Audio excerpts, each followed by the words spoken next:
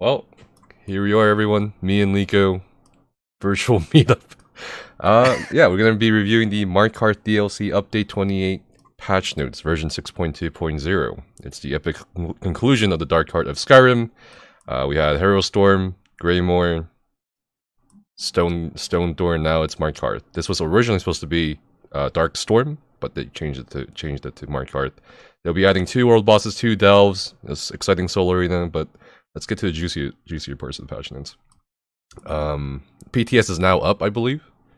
So, yeah, there we go. Exciting. Yeah, you get the parts on the PTS. I kind of skimmed. I've not read anything. I've not seen anything yet. So I kind of skimmed them, and obviously, like the other class reps, and I had an idea of what was coming. So I kind of have some spoilers already spoiled, yeah. But I think for the most part, there's a lot of new information I still haven't actually looked at. All right, so let's see. First part, Markarth DLC game pack, The Reach. Did you play Skyrim? I played it for about 20 minutes. you only played Skyrim for 20 minutes? What? So it came out when I first went to university. So I was busy with other stuff at the time. So bad timing. Bad timing. True. One day, it's coming out It's come out on how many platforms now? Maybe I'll get it when it comes out on the microwave or something, something stupid like that. Alright, well, if you've only played for 20 minutes, I don't think you got to the Reach. It's a pretty interesting area, story-wise, but yeah, I don't think we're here for that one. New Soul Arena. Are you going to push it? I know you don't push Battlegrounds Arena like Cliver Campus does. I'm going to play it. I'm going to play it until the point where you really try hard and do all the weapon swaps and the gear swaps and all that. So yeah, let's just keep it at that. I'm not gonna get too sweaty. Yeah, I actually heard a few people did complete it on PTS already. It's a bit laggy apparently, but it's not hard. Understandable. Yeah, I guess everyone's sort of rushing on the PTS at this point. I remember in previous times I would sort of pass on a dummy when it first came out, and it would just be terrible. And the morning after, it'll be fine. So I presume it's going to be the same this time around as well. Yeah, and they're releasing new items. So it's a new skin. What do you get to see the new skin or not? Yeah, I watched the Ezo live. It's the black skin, dude. That's the Venom skin. Really, right? the very, very black skin, right? Yeah, that looks really cool. Looks really cool. Not bad. A new dye, several titles, unique housing items. The veteran version of Vadashran Hollows will qualify anyone who completes their leaderboards. Okay. Whatever. New item sets. Okay, finally. Okay. The actual content of the PTS Patch Notes review. There's a host of new item sets to acquire in this update, sourced from the Overland crafted sets, and a number of new armor and weapons from Vadashran Hollows. Overland sets: Void Collar, light armor, max health, max magicka, spell damage. When you take damage, your spell damage is increased by 24 for 5 seconds, stacking it to 20 times. So what is that? It's like it's 480. Yeah, 480. Nah, I don't know about that. This effect can occur once every half second. Upon reaching 20 stacks, the duration is doubled, but can no longer be refreshed. I suppose maybe like PvP, but I don't know. I don't know about PvE. Yeah, for PvE, I don't know. I suppose once you get to 20, and if you're able to keep it up, then it's not bad. But I don't know. The 2-piece doesn't really help for PvE too much. So yeah. I don't know. All right, Witch Knight's Defiant, sorry. Medium armor. Weapon damage, weapon damage, weapon damage. That's pretty easy. Increases your weapon damage by 369 against poisoned enemies. Huh. I don't know. What do you think? Well, first I'm thinking about PvE in terms of raids. Potentially, maybe there is some potential here. Because then, what's poison status effect coming from? Like poisons or stam decay. So I don't know. That's a lot of weapon damage. That's a lot of front-loaded weapon damage. It's a lot of weapon damage. Mismove the max stam pieces, so at least there's none of that. Yeah. I read the combat preview and they said they were doing something with crit. I don't know if it's. I haven't read. Well, I guess we'll see towards the end of the patch notes here whether what's happened to crit. I have no idea. So basically, they're combining weapon crit and spell crit together. Right. So if it says crit, you get both weapon and spell crit, which is going to be, I guess, pretty interesting in terms of making certain builds, certain types of builds. Yeah. All right, Radiant Bastion Heavy Armor. Ooh, max health, weapon I don't know why they put weapon damage on this, but okay. Max health, deal 10% of all direct damage done to you back to the attacker, up to X amount of damage. That's just a PvP set. It's like those of the Harbinger, kind of, but yeah, I don't know about that one. All right, craftable sets. Red Eagle's Fury. Weapon and spell damage. Crit chance. Yeah, there you go. Okay, yeah. Weapon and spell damage again. Adds 469 weapon and spell power to your weapon skill abilities. Increases the cost of your non-weapon skill abilities by 5%. These kiss curses, man. Yeah, I'm just like, it's so underwhelming. There's so many sets that keep trying to add. It's just, I don't know. It's kind of weird. You think you'll use this in your next Lico's Stamp Sword DPS build? Ooh, you know, Stamp Sword, that's not a bad shout, to be fair. Like, yeah. Spam Rapid Strikes all day, you know, it's not bad. I fucking hate Rapid Strikes. I really do. Yeah. Carpal tunnel syndrome right there. Alright. Okay. Next one, Ethereal Ascension. Armor. It's a lot of armor. Physical, yeah, it's definitely a heavy set. Maximum health, armor. Or it could be medium set. Adds 7,377. That's a lot of armor. Increases the cost of block, sprint, dodge, and break free by 25%. What? I was about to say that might be good for PvP, but then I read that very last moment, and then yeah, by 25%. Who the heck's gonna wear this? So what's the idea? Get to max armor and just stand there and die eventually, or I don't know. But it's 25% block increase. That's heavy, right? Who's gonna wear this? I will give like 1 million gold to someone who can actually make a build with this set. I don't understand this. And they like just out. Yeah, there's probably some use case that I hadn't thought about, but yeah. All right, next craftable set is called Legacy of Karth.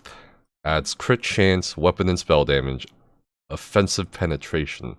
What is this? What the hell does that mean? What's the wording on this? Why not just say penetration? I guess was there any other penetrations that we've seen so far in these sets? No. This is the first. Okay. Offensive penetration. Maybe. I mean, is there such a thing as defensive penetration? I was gonna say defensive What's going on? What is that? Is that armor? But then, you know, they've already said armor. Dude, one of the devs were probably like writing this up, and they were like, I don't want my Google search history to look really weird, so just put offensive penetration, so it doesn't look weird. You know, when you Google penetration, it's a lot of weird shit that you can get into. Right. In chat, it says it's a mistake and it's not on the in-game set. All right. Enemies affected by your alchemic poisons take 1973 disease damage every 1 second. I don't know about this one. Well, for how long though? Every second? For as long as the poisons last, maybe? As long as it's up. So I mean, I guess if you had more than one person using poisons, you could get full uptime. But again, I guess that's the thing with tooltips. I can't really tell how it is unless sort of you're wearing the set and you're. Oh, sorry! I just saw the arena weapon zone next. That's more interesting. That's more interesting. Sorry. Yeah. It's interesting. And someone in chat said they're combining physical and spell pun. Yeah, they are. That's why it's offensive. But I just don't understand the wording. Okay. Offensive. That makes sense. That makes sense actually. Offensive. Just say penetration. Yeah, that actually. Okay. Cool. Arena weapons. Okay, this is the interesting part because this is it. This is the last arena that will affect the last skill or the last skill of all the weapon skill lines. Right? True. We've had the fifth one now. Yeah, we've had Dragonstar, Maelstrom Arena, Black Rose. This one. I think something else. Wait, that's 4. Wait, that's 4. Asylum. Asylum was one. Oh yeah, sorry. Yeah, Asylum. Yeah. My bad. All right. Frenzied Momentum. I believe this is a 2-hander. Yep. Max Stam, Perfected Oni. Okay, so there's a difference. So you don't get the extra 1 piece bonus stat, I guess. What is this called 1 piece though? Shouldn't it be 2? This is a two-hander. Yes, I think you're right. Yeah, I think they made a That should be mistake two. here. Yeah, it must be an oversight. While momentum is active, casting stam abilities generates a stack of frenzy momentum for 10 seconds, up to 5 times. Okay, upon reaching max stacks, your next heavy attack will consume all stacks and release a violent explosion of energy around your target, dealing 9,028 physical damage to them and all enemies within 8 meters of them. They actually showcased this one on ESO Live. And That's I right. think most people are saying it's useless, or just, I don't know. We don't know yet, really. Thanks for subbing, Kitty. All I can see is, like, I don't know, from a PvP perspective, I don't know, just sort of Yeah, maybe. activate it and just spam random skills and then sort of go in heavy attack straight away. Maybe it's alright. I can't really, I don't know, 9,000 physical damage as a heavy weapon attack tooltip? Is that a lot? Is that not? I can't tell. That's okay. But that's before taking into account, you know, another player's resistances or whatever, right? So we don't know. Alright, Voidbash. This is a sword board, I believe. Yeah, Power Bash. Adds max health. Perfected only. 2-piece bonus when you deal damage with Power Bash. You apply Call of the Void to yourself for 2 seconds. Enemies within 12 meters are immediately pulled to you. Yo, that sounds sick. After Call of the Void ends, you apply Major Maim to enemies in the area for 10 seconds. This can occur once every 13 seconds. Dude, that sounds amazing. No, a lot of people, you know, I made this video called Why Aren't There Any Tanks in USO? And a lot of people keep commenting the reason why they don't like tanking USO is because there's like, it's not fun or engaging. Or a lot of people seem to want AoE taunts even after all these years. And I'm just like, I don't know about the AoE taunts. I mean, there is AoE taunts now with Tormentor set. But it looks like they're kind of still going down that route with this. So I don't know. It sounds pretty interesting though. But you're sacrificing a 2-piece set. Yeah.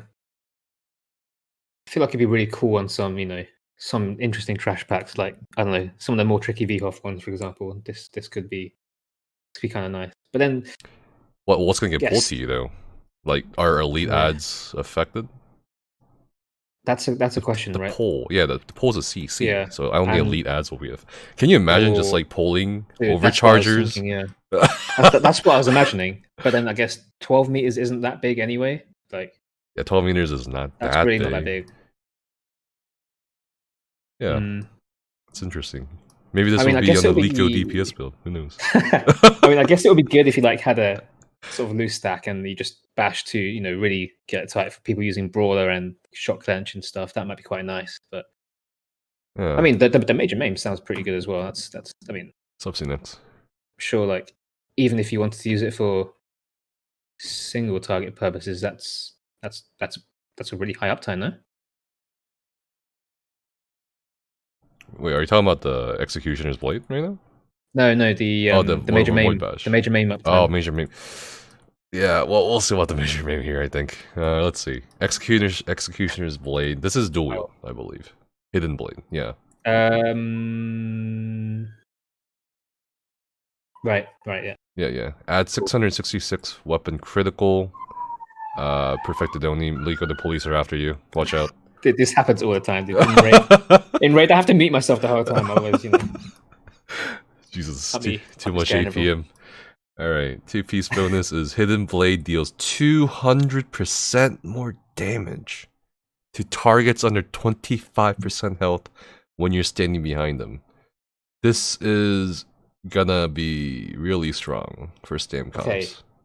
I'm just interested to see if they change the skill or not, because I kind of remember like no one uses Hidden Blade anymore, right? For good reason. They changed it a few patches ago, right? And it's because like for dual wield, you've got Rapid Strikes as a spammable. You've got Rending Slashes, which is kind of a spammable. You've got Whirling Blades, which is kind of a spammable. And then, like at some point, they just wanted it to not really be one. So anyway, let's see if they change it. Otherwise, I'm not sure how good it's going to be. I don't know. Well, Hidden Blade used to be a spammable. Used to be, but then they changed something. I think they just lowered the tooltip or something, from what I remember. But if it deals 200% more damage to targets, that's like a free execute. Yeah, but then you know how short some executes are. You know, you got Nightblades with maybe they've changed something to Nightblades, but Nightblades with Killer's Blade or Impale. Yeah, and true. I don't know, a whole set worth what 10 seconds on a short fight, maybe 2 or 3. I don't know. Let's see. Yeah, we'll see. Yeah. It's kind of too early We have to sort of join the dots a little bit and sort of remember to go back to this. Oh yeah, for sure. See it's relevant. All right, next one is for the bow. Point blank snipe. Adds 103 weapon damage. Increases your damage done with snipe by 33% against targets 7 meters of you. Dude, that's gonna be killer. Actually, that's gonna be amazing. For PvE, yeah. I mean, but for PvP, for sure. Yeah. For snipe, anyone who was more than 7 meters away, unless you're in Asylum, like kind of doing it wrong anyways. Any stam character, I suppose. But ooh, that's gonna be interesting, dude. Asylum. Like, oh my god.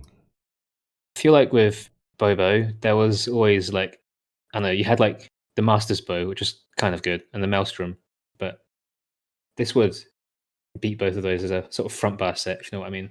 Oh yeah, for sure. That would be really nice. Nothing for spammable. Wasn't there that bow which buffed snipes damage, or was that something else? That might be interesting for PvP. Or did they change that? Oh, they changed that, didn't they? When you cast like arrow spray or something, like your next snipe would be like 50% stronger or something. That's the Asylum bow. Oh, yeah, that's the Asylum bow. That's like reduces doesn't it reduce crit? Let me look. Asylum. Oh god. I'm such a boomer, dude. Can't remember shit. Asylum bow. Pretty sure it's oh my god, why am I in Fextra? Well, whatever. Anyway, yeah, here we go. When you deal damage with arrow spray, you cause enemies to take 45% more damage from the direct damage. Portion of your next snipe, scatter shot, or poison arrow is within 5 seconds. So 5 seconds. Wait, I feel like it's is this out of date? Is this out of date? Can we go on ESO sets? I don't trust Fex. I don't trust this website. All right. Okay, yeah, it's resistance. Okay, resistance. Forget everything I said. Yeah. Okay. Yeah, that's why I was like, oh, Fex, I don't know. But whatever. Yeah. Okay. All right, next one. So this is gonna be these 2 things right here. That looks good. Executioner's Blade. I would use that. I'm looking forward to seeing everyone spam snipe on a dummy again. It's gonna be fucking amazing. Okay, next one is Wrath of Elements. Weakness to elements. This is the Elemental Drain. Adds 1,190 spell pen. Okay. Hold up. Where's my physical pen? Where's my physical pen to come with it? I'm disappointed. Casting weakness to elements on a target within 15 meters of you causes a surge of elemental energy to tether between you for 10 seconds.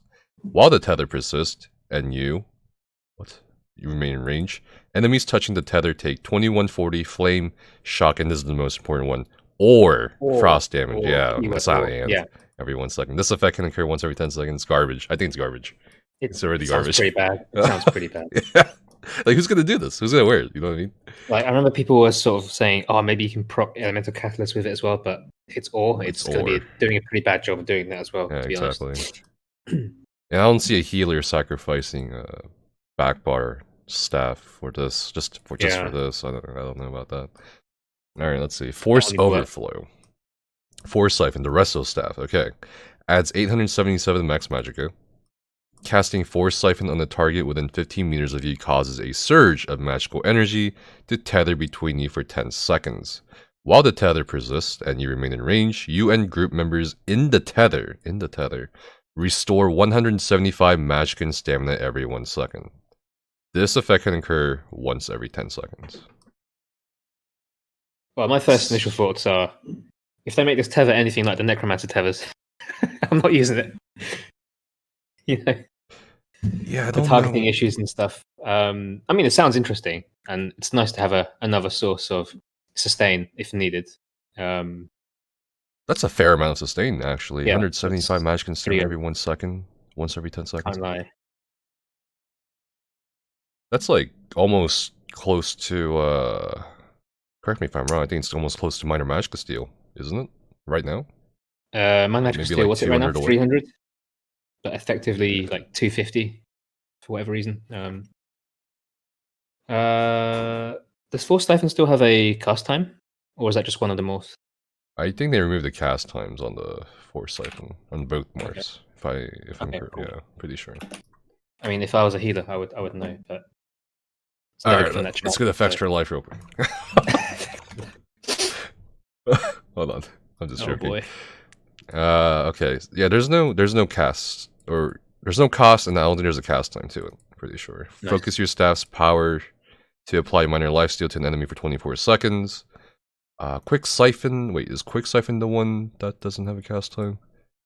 No one ever uses these skills. We used to use Siphon Spirit a long time, like years ago, with Elemental Drain. I remember that shit. I'm a boomer. And we used to stack Quick Siphon Spirit with Elemental Drain. But yeah. I think also another part of the reason why we did that is because Elemental Drain would override, I believe, Rainsack or something. There's some weird bug. Really? That. Yeah. Anyway, okay, this applies minor magic steal. So we are potentially seeing the removal of Elemental Drain with this staff. True. Which would then make that. Which would, yeah. The which other would stuff make this pretty, like a must. All right. Interesting. Okay. Promising. I do want to see how effective that tether is and how easy or difficult it might be to use. Like, I don't know. Necromancers out there just feel like he's struggling with this tether a little bit for more than a year now. So yeah, this is certainly something to keep an eye on as well. I think it's better than Master Resto. I'm pretty sure in terms of the return. Yeah. Yeah, because Master Resto is per cast, not every second. So if you want the good shit, you got to spam it now, haven't you? Okay. Arena sets. Okay. The arena sets. It's like Parabellum. What okay, Hex Siphon. This was actually showcased on ESO Live. I'm actually curious as to what you think about it. Max Magicka, spell damage, spell crit, spell damage. Whenever you bash an enemy, you release a cone of hexing energy in front of you. Each enemy hit increases your spell damage by 88 for 8 seconds, up to a maximum of 6 enemies. This effect can occur once every 8 seconds. Whenever you successfully interrupt the target, you restore 1000 Magicka. Ooh. What do you think about that? Dude, there's a lot going on there. First, I do like that there's 2 5-piece bonuses. That's quite cool. But yeah, there's 6 enemies. What's that like? 6 times 88. 528 spell damage or something like that. Yeah, something like that. When you successfully okay, so the magic returns only on if you interrupt someone, right? This could be good. No, it's bashing. Oh, you mean the return? My bad. Sorry. Yeah, the return. This sounds like it'd be good and trash. You know, there's a lot of spell damage, and if things are tightly stacked, and if you time your bash correctly, that'll be pretty nice burst. I reckon this would be really nice and trash. Single target, obviously. I don't see it, but depends on the boss fight. Depending on the size of the cone as well. I'm willing to bet it's like Marsalok cone, maybe. Yeah. Okay, that's good. That's a good reference point. Maybe. I would say it's a pretty good looking trash set. Yeah, for sure. That's the first thing I thought too. Oh, this is gonna be used for trash. Yeah, like that's a lot of spell damage. It's just too good of a set. Look at this. Spell crit, spell damage, max Magicka. Yeah, 528 plus 171 from the other 5-piece. Oh my god. You know what I just realized? That's more than any other set. Maybe they're just trying to encourage players to bash Skin Rai. You know what I mean? Oh my god. Instead of just parsing. You know, if you need Magicka return, what can I say? It's worth it. Yeah. Why not? So I wonder if that's off the cooldown. You know, whenever you successfully interrupt, you store. That I think have a that cooldown, is not. There's no cooldown to it, as long as you successfully interrupt the target. Yeah, honestly, that's a cool set though. There's a lot going on there. Cool I like it. Yeah, it's fun. All right, next set: medium armor, physical penetration, max stam, weapon damage, physical pen. Whenever you kill an enemy afflicted with a poison effect, their corpse releases a reading mass of Fetcher Flies, which seek out the nearest enemy within 12 meters, causing them to bleed for 31,200 physical damage over 10 seconds. 31,200 divided by 10. That's 3-ish K per second. Yeah. Okay.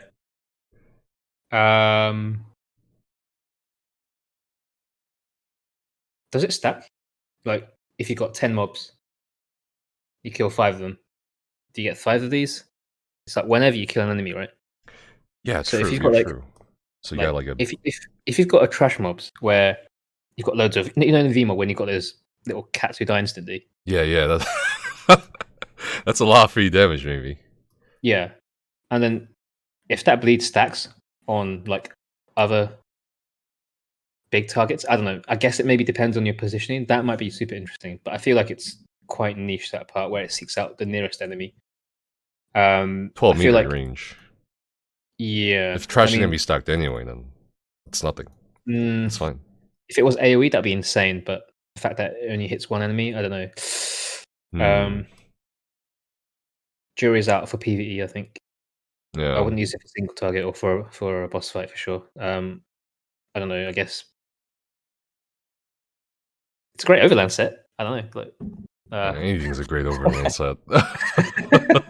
I don't know. Is it good for PvP? I'm not sure.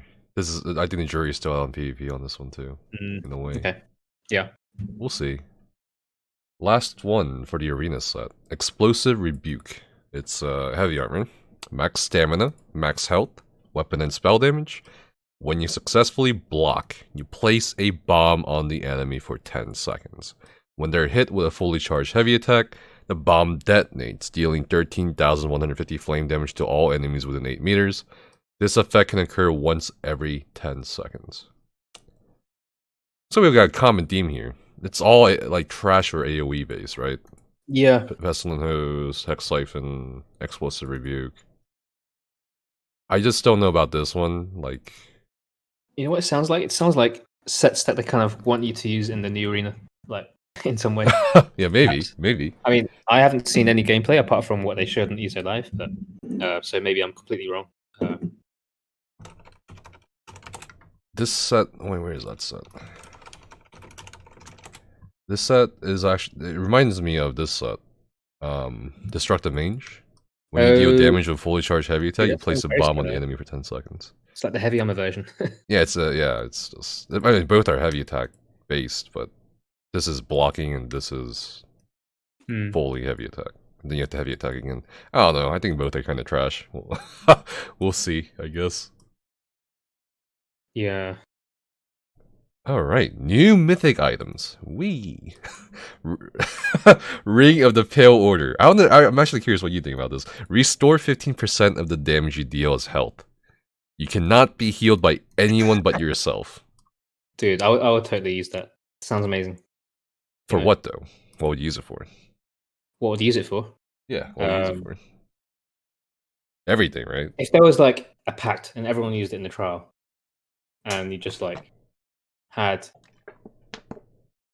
I mean, I don't want to say instead of a healer, but if you had, you know, a healer who just DD'd in certain fights, and you had this, that would be so cool, especially for those who want to use, you know, blood for blood. That would work so well. Go back to being a vampire and stuff, you know. That would be really interesting. Like, I mean, if you're in PvE, what you're doing? What 100k DPS, right? And how much is that? That's like 15k heals per second.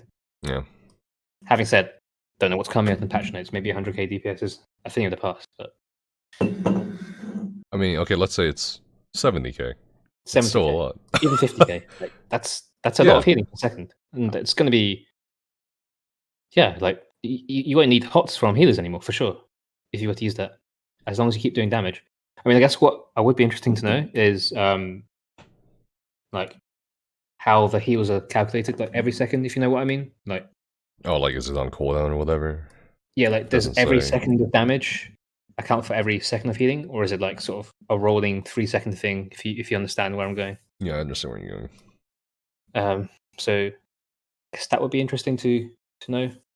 But yeah, that sounds like a really interesting set. I mean, I would totally drop I don't know, like a 2-piece monster set, for example, if I could, you know, use Blood for Blood on the Magical Warden, for example. That'd be totally worth it. I think that they have to be careful here with this value. 15%. I think that's a bit too much. I feel like this is something that, they need to adjust or be very, very careful about, or / encourage people to test in the PTS. It just feels like this is another Duration Stranglers, almost. For both PvE. I think, or PvP, well, PvP, I think this is pretty nice for, like, small scalers. But for PvE, I don't know. This is, I think, a bit too much. I think it's going to be too much for PvE right now. They should definitely tone it down. I don't know. Anyway, next one. Pearls of Elna Faye. I don't know where Elna Faye is. Whenever you... I actually don't know where that is. I think the lore master in chat can help. Whenever you cast a healing ability while your dominant resource is under 30%, gain 5 ultimate. What the fuck is this? What? Bruh. Okay. I can kind of see that being used on a tank or something. I don't know. Bruh. Dude. Bruh, that's too much. That's interesting, right? There's no cooldown.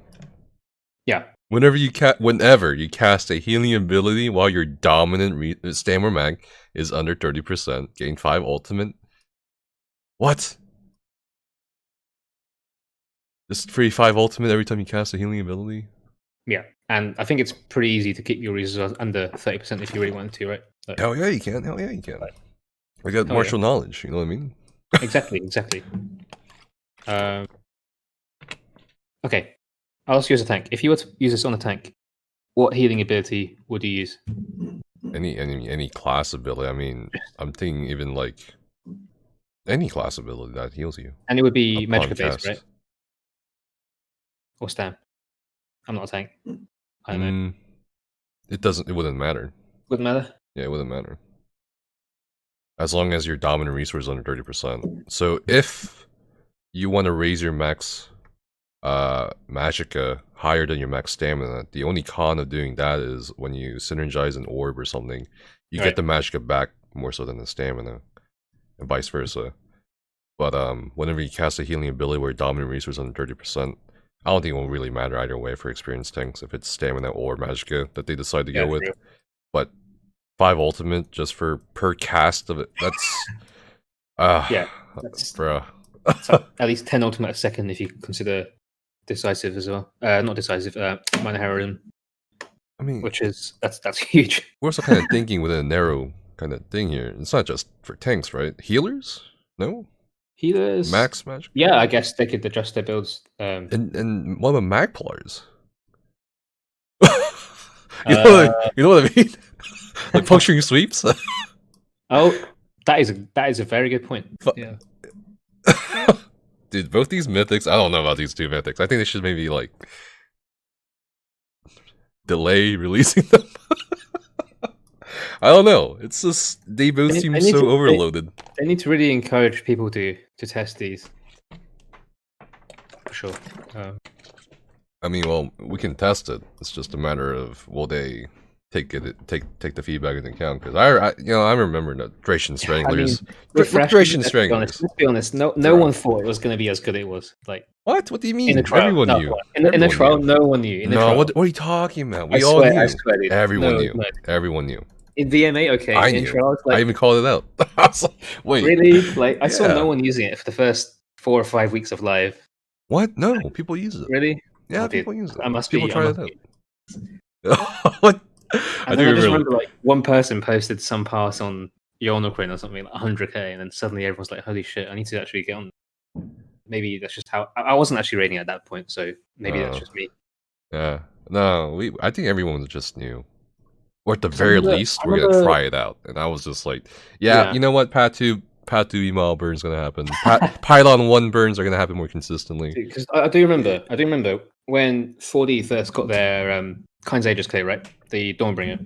Like they did 4 or 5 raids of improving their score, but they didn't use Thrash and Stranglers. Yeah, they did. They didn't until later. It was like 6 raids later, I remember. Okay. And they got Wisdom 2. So yeah, but that's like the first weeks. Yeah, I feel like I don't know. It wasn't know. like straight away, but for sure at that point people were kind of, I'd say, afraid of the healing debuff and damage debuff whilst they were going for the, Dawnbringer or whatever, where ultimately they didn't really need to be. Well, so yeah, a lot of people were afraid, but a lot of people also knew it was going to be used. Like a lot of I'm not like saying people are bad or whatever, but a huge part of the reason why there were so many Godslayer groups being successful in last patch was because of Thracian Stranglers, right? Yeah, for sure. And the damage spike was just so much that the groups that typically could probably not have gone Godslayer wouldn't have been gone without Thracian Strangler. So I don't know, dude. I think these two mythics I don't know. We'll see, I guess. I don't know. Yeah, I guess like you want cool stuff like this in the game.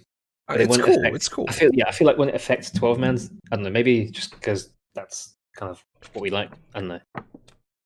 Actually, whatever. Have it. Let us have it. Come on, give it to us. All right. Make it fun. Yeah, I just don't like it. Like the whole Greymoor thing, they just released Thracian and all that. It was broken for one patch. It's like, oh, I don't know what their intent was with that shit. Like, do they just want us to buy shit? Because it's broken, and then for one patch, just for one patch, and then they nerf it the next patch. I don't know. That's a little scummy to me if that is an intent, but hopefully it's not. Because if that's how you balance patches, and that's not really balancing. That's just financial shit. Yeah. Anyway, new Antiquities. There are new Antiquities to find in the Reach. Remember, you need to own the Greymoor chapter in order to unlock the Antiquity system. Alright, there's a new crafting motif. A new hat. Hell yeah, brother. Two new furnishings. The Red Eagle Cave painting and the Vampiric Stained Glass. A new pet, the Dwarven Scarab, split into 7 fragments. A new map furnishing, featuring a map to the Reach. 3 new sellable Antiquities. Okay, 2 new mythic items. Okay, we already saw that. Yep. New collectible and outfit styles. I mean, okay, sure. New motifs. Hell yeah. New achievements, titles, and dies. What are the good titles for the new arena? Alright, well, let's see. We got Spirit Blood Champion by earning the Conqueror achievement. I think Conqueror achievement is that. Right. Spirit Slayer title can be obtained by earning the Vadishran's Chosen achievement. I don't know what that is. That's maybe WoW Essential? Maybe? Flawless? Yeah, maybe I know that. I know, there's Spirit Slayer. Alright. Of the Undying Song. Now that's a badass title. Liko of the Undying Song. That's nice. Yeah. Coven Breaker. Hero of Skyrim. That's the Hero of Skyrim. Lame. Champion of Markarth. Hell yeah. Meh. The Vanquisher of the Grey Host. That's okay, I guess. Of House Ravenwatch. That's okay, I guess, too. Spirit Seeker. Guardian of the Reach. Darkstorm Emerald die. Oh, that's not a title. Void Pitch die. That sounds like the one from the arena. Void Pitch. Yeah, this should have been the title right here. Darkstorm Emerald. Okay, new furnishings. Oh god. Hell yeah. Are you into housing? When the Literal Grand Manor came out, I spent a lot of time doing that up. And then that was before I got into raiding, though, to be fair. So I was once a role player when I was on PC, for sure. I think everyone was. Since then. Okay, well, just for your interest, there are more than 40 new Dwarven furnishings coming out, in addition to the 2 things we saw earlier. Alright, well, base game patch, item set collection. This is a huge thing. Do you saw it, right? You know about this, a sticker book, this is going to be amazing. Yeah. Yeah, I think it's going to solve. It's probably one of the. I think it's actually not one of the biggest. The biggest quality of life change coming to ESO ever. 100%. And I think the only concerns people have brought up with this is there's two concerns. The first concern is like the whole grinding aspect of ESO as an MMO, or like there's no more replayability. But I don't know about that, honestly. Because right now the replayability factor is is also limited, even if you can't get your item. There's 2 ways it's limited to me. I don't know what you think about this, Lico, but there's 2 ways. One, you get your shit, you're done. You're never going back. Second, you don't get your shit, you burn out, you don't go back. Right? That's so I think either way, like, I don't know. I'm just not really a huge proponent of grinding, like, has a unpleasant experience. Like, you have to grind to be an MMO player. I wonder, have they hidden any sort of achievements behind this? Because I think that would be, a huge factor for a lot of people if they're achievement grinding. I mean, in a way, if you're an achievement hunter, you would want to fill it up anyway, right? That is also true. Yeah. That is also true. World's first full item set collection, that'd be one hell of a title, dude. But yeah, I mean, I think they should look towards doing other stuff, like granting more transmute stones for leaderboards. You know what I mean? That would spark more replayability than adding a new set or something, or buffing a new set. I feel like they may be sort of marketing the core feature, which is to, make and unmake your gear, and then just sort of adding something to it as like a bonus. I don't know, that's just how I feel about it. Maybe that's not how everyone would, but like for me, the core feature is being able to, deconstruct all your gear sets and without worrying about your bank space, and just being able to reconstruct them at will, basically. That's what's amazing to me. The collecting side, I don't know. I think it's there to, for me, give something extra. I don't know. Yeah, I agree. That's a big thing. I feel like, the act of actually actively collecting all the sets, that's not going to be fun if that's what you want to do. But I guess if you sort of get there along the way, then that's pretty cool. Yeah.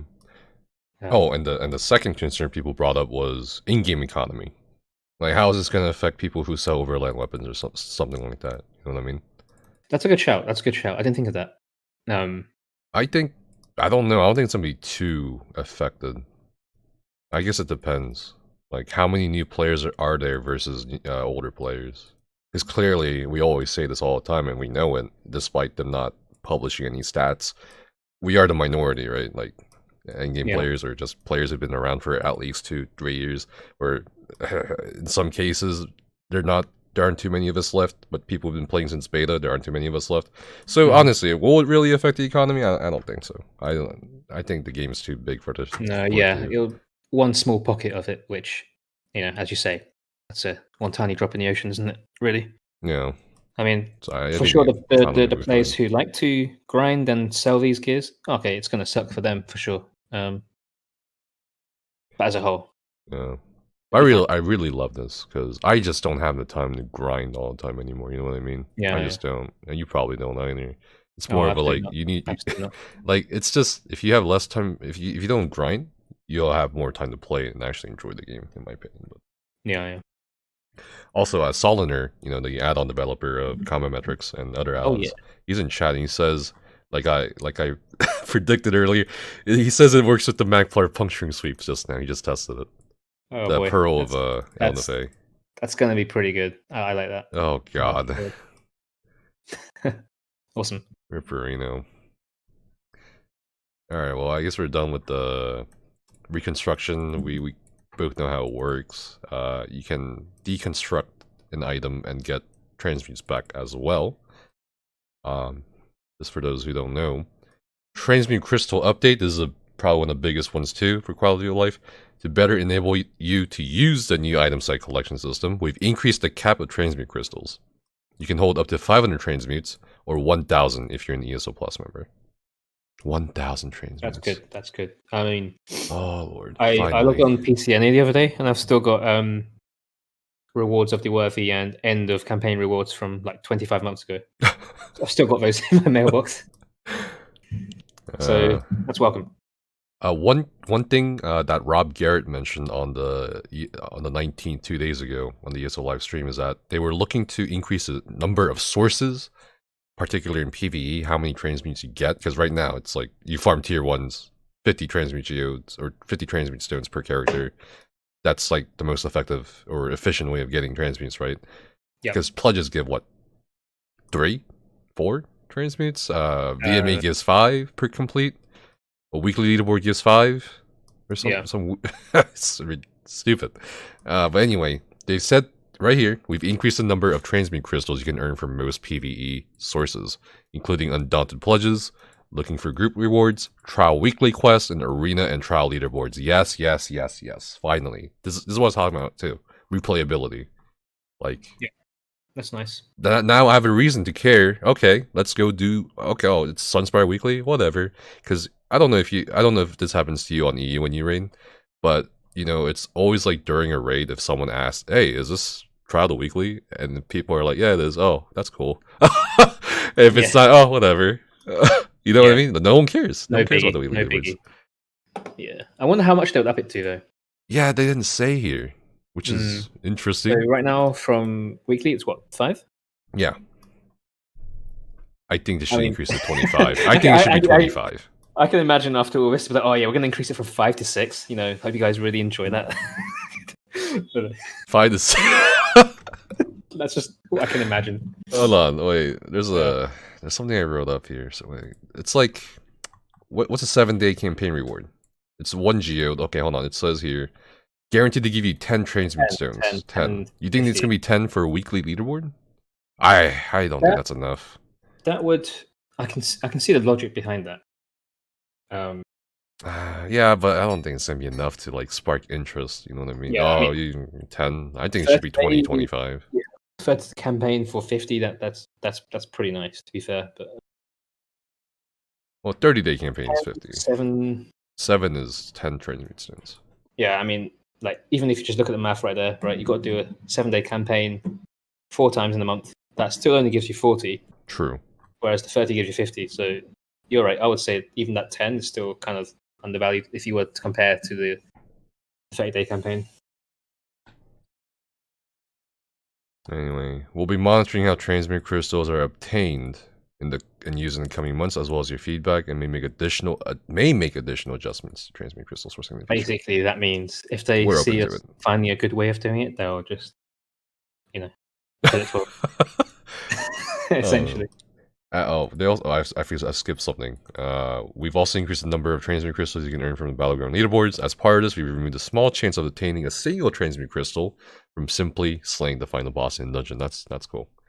Okay. Wait, This one? Oh, sorry. I was just wondering how they were linked. I was like, how does Battleground leaderboards have anything to do with final bosses from a dungeon? But that's not what they were saying, I guess. Yeah. I thought they were saying, like, as a result of the Battleground leaderboards, this is what we're going to do. I was like, dude, that makes no sense, but ignore me. It's just me daydreaming. Battlegrounds updates. In this update, we're testing the re-edition of group queuing. Group queuing is back, basically. Do you do Battlegrounds? I did for a while, yeah. Not too much. Yeah, I think we're gonna see a lot more people participate in Battlegrounds now. I haven't done it since it turned solo, so that's a welcome change to have it back. Like, I don't know, for me, it was always something to do with at least one other person. Yeah. Here's my general prediction. If the leaderboard transmutes are worth it, we're gonna see a lot more people do trials or arenas or whatever. If the Battlegrounds. And once the Battlegrounds queue is back up, I think a lot more people are going to do Battlegrounds. So I think that's pretty good. Yeah. Alliance Wars skill boosters. Oh, yeah, okay. Oh. I've heard whispers of this. We've introduced a new set of consumables, the Colovian War Tort, the Molten War Tort, and the White Gold War Tort. These items increase the rate at which you advance your Alliance Wars skill lines by 50%, 100%, or 150%. So they're making it easier to grind up your Alliance Wars skill lines. Does that mean I'm finally going to get Grand Overlord? No, because it says, I think it says right here, they do not help you earn more AP, become Emperor, or gain a place in leaderboard. It's just for the Alliance Wars skill lines. Dude, I'm just going to buy that shit with crowns, bro. Bro. Yeah, it's pretty interesting. Okay. What stacks with what? War Torts will not stack with one another. If you've just consumed a War Tort of any kind, you cannot. Okay, it's basically like 50% XP rolls, 100% XP rolls. War Torts are considered a food. Okay. Amazing. They do not prevent you from also having a food or drink buff active. Okay. You know what that means? It means they're going to break food and drink buffs. Maybe. Let's see. Taken together, someone who is both a fully ranked chef and gourmand, creating a war torch for their own use, will get a total of 3 hours and 20 minutes of boosting from a single crafting recipe. War torches also do not prevent you from having an XP boosting. Oh, so it stacks with XP, double XP, or the mythic ambrosia. Dude, what is tort? Is that a cake? I actually don't. Tart? Let me Google this. All I can think of is war turtle, the Pokemon. Okay, so tort. Yeah, it's a cake. It's a cake of some kind. Get me up a war turtle, bro. I want to see that. A tort is a rich, usually multi-layered cake that is filled with whipped cream. Oh my god, I'm hungry. Buttercreams, mousse, jams, or fruit. God damn. Anyway, back to the patch notes. How do you make war torts? Flour or something. Okay, well, kind of. I didn't really get the gist of it. Yeah, there's different tiers. Cool. Yeah. New PvP emote. Oh god, they didn't mention this. I was like, why is it specific to PvP? The Rage the Reach emote can be acquired by combining dirt. Okay, so you get it from PvP. That's why they said it's a PvP related emote. Not that it's a PvP taunt, I guess. It's just emote you can get from PvP. Yeah. I expected a bit more, but I thought it was gonna be like a really messed up emote you can do after you kill somebody, and I don't know, something like that. A polite teabag. Yeah. Did they ban teabags? That's what I've heard, but I don't know. No, that's a code of conduct update. That they didn't ban teabagging, and I think context really matters with that kind of stuff. Okay. All right. New homes. Yeah, all right. 2 new homes are available for Liko to parse in on the PTS to showcase his builds. Amazing. Is what the patch notes say. Okay, we got the Shadowdoor's Shrouded Realm. Oh, okay, it's a Nivea. Very interesting. World first, bro. Floats in a wondrous sky. Stone Eagle Eyrie. From its majestic position above the city of Markarth, the Stone Eagle Eyrie features breathtaking views. Oh, this is the one they showed on stream. And of course, there's a waterfall, dude. Every I don't understand. Every new house has a waterfall. I don't get it, dude. Why does every new house has a waterfall? Why? I mean, waterfalls are cool and all, but why? I don't understand. Oh, it's Skinny Cheeks is here. He just raided. What's up, Skinny? Hey. We're reviewing the patch notes. I don't know if he reviewed. I think he reviewed the patch notes. All right. But yeah, I don't understand why they keep adding waterfalls. Dude, I can go into the game right now and show you every notable house or every crown storehouse, and everyone has a waterfall. Every single house has a waterfall. Even the new vampire house has a waterfall. I don't understand. Okay. Character pathing, aligned to terrain option. They mentioned, Rob Garrett mentioned this, I believe. You can now choose whether a character should align to terrain. So you can actually make them like float up right now, but you can choose to disable that. Cool. Client optimization stability. I love how this is a footnote. In update 28, we've made some improvements to client performance in situations where there are many players using many abilities. Cyrodiil. Oh, okay. Did they already get 29 or 28? 28 is Stoneform, the one just came out. Next patch. Yeah, this is Markarth. Okay. Yeah, Markarth still. These situations are some of the most demanding we have in the game from a performance perspective. Now with optimizations of parallelization, dread contention, and sorting, players in these intense scenarios should see a reduced impact to FPS, and therefore a smoother overall experience. Okay. Did they already use the data they got? I don't think so. I think they're still getting data from... Because the testing's not over yet on the Cyrodiil AoE performance. And, given a huge round of applause if we see that. But, yeah, I think a lot of people are skeptical about this one. All right. Next one. I hope it's true. I always hope it's true. I hope whatever they do in their testing with however they do it, it just, translates to what we see in the real game with a much bigger player base. I think it's safe to say a lot more people got really, they just don't trust the devs right now because look at what happened during Hero Storm. Yeah. Jesus. And that was supposed to be a performance patch, not the performance, but a performance patch. So whenever performance is brought up, everyone's always like, nah. Yeah. And I understand that. You know, as sort of, you know, developer myself, I want them to be, you know, I believe in them. I believe that, you know, whatever they do in the past doesn't necessarily Right, yeah, exactly. You know, affect what they're trying to do right now. So I mean, none of us want the game to fail or want the game to be shit. That's why we always complain, because we do care. But I can understand people saying, okay, this is probably not going to be what they say it's going to be. Over the years, like, yeah, okay, the trends allow us to perhaps feel that way in a fair way. But hey, let's see. All right, template information. This is real important information for those of you going to the PTS. We're providing 2 templates for testing purposes. 1 max level character that has nearly all items, nearly all, in the template bags, and a level 25 character that has some consumables on level per year. Oh, isn't this the same thing? Isn't this the usual thing? Like, there's 1 level 25 template and 1... Okay, well, whatever. Let's get that one. When they say, you know, for this PTS cycle, you know, it's the same thing. Okay. Audio. Some NPCs are missing their face effects. What? And currently have what we've done. Puppet mouth. What's puppet mouth? I'm gonna Google this. What's puppet mouth? Oh. Yeah.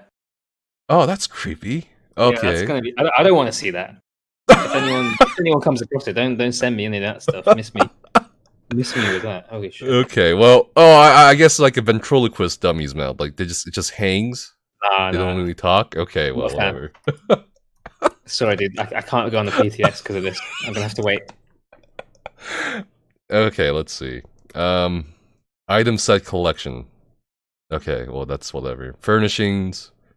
Okay, they just noted that 2 of the new achievement furnishings do not yet have their lights. Questing in zones. Opening reward chests from completing quests in Southern Alzo will now consistently reward blue quality items.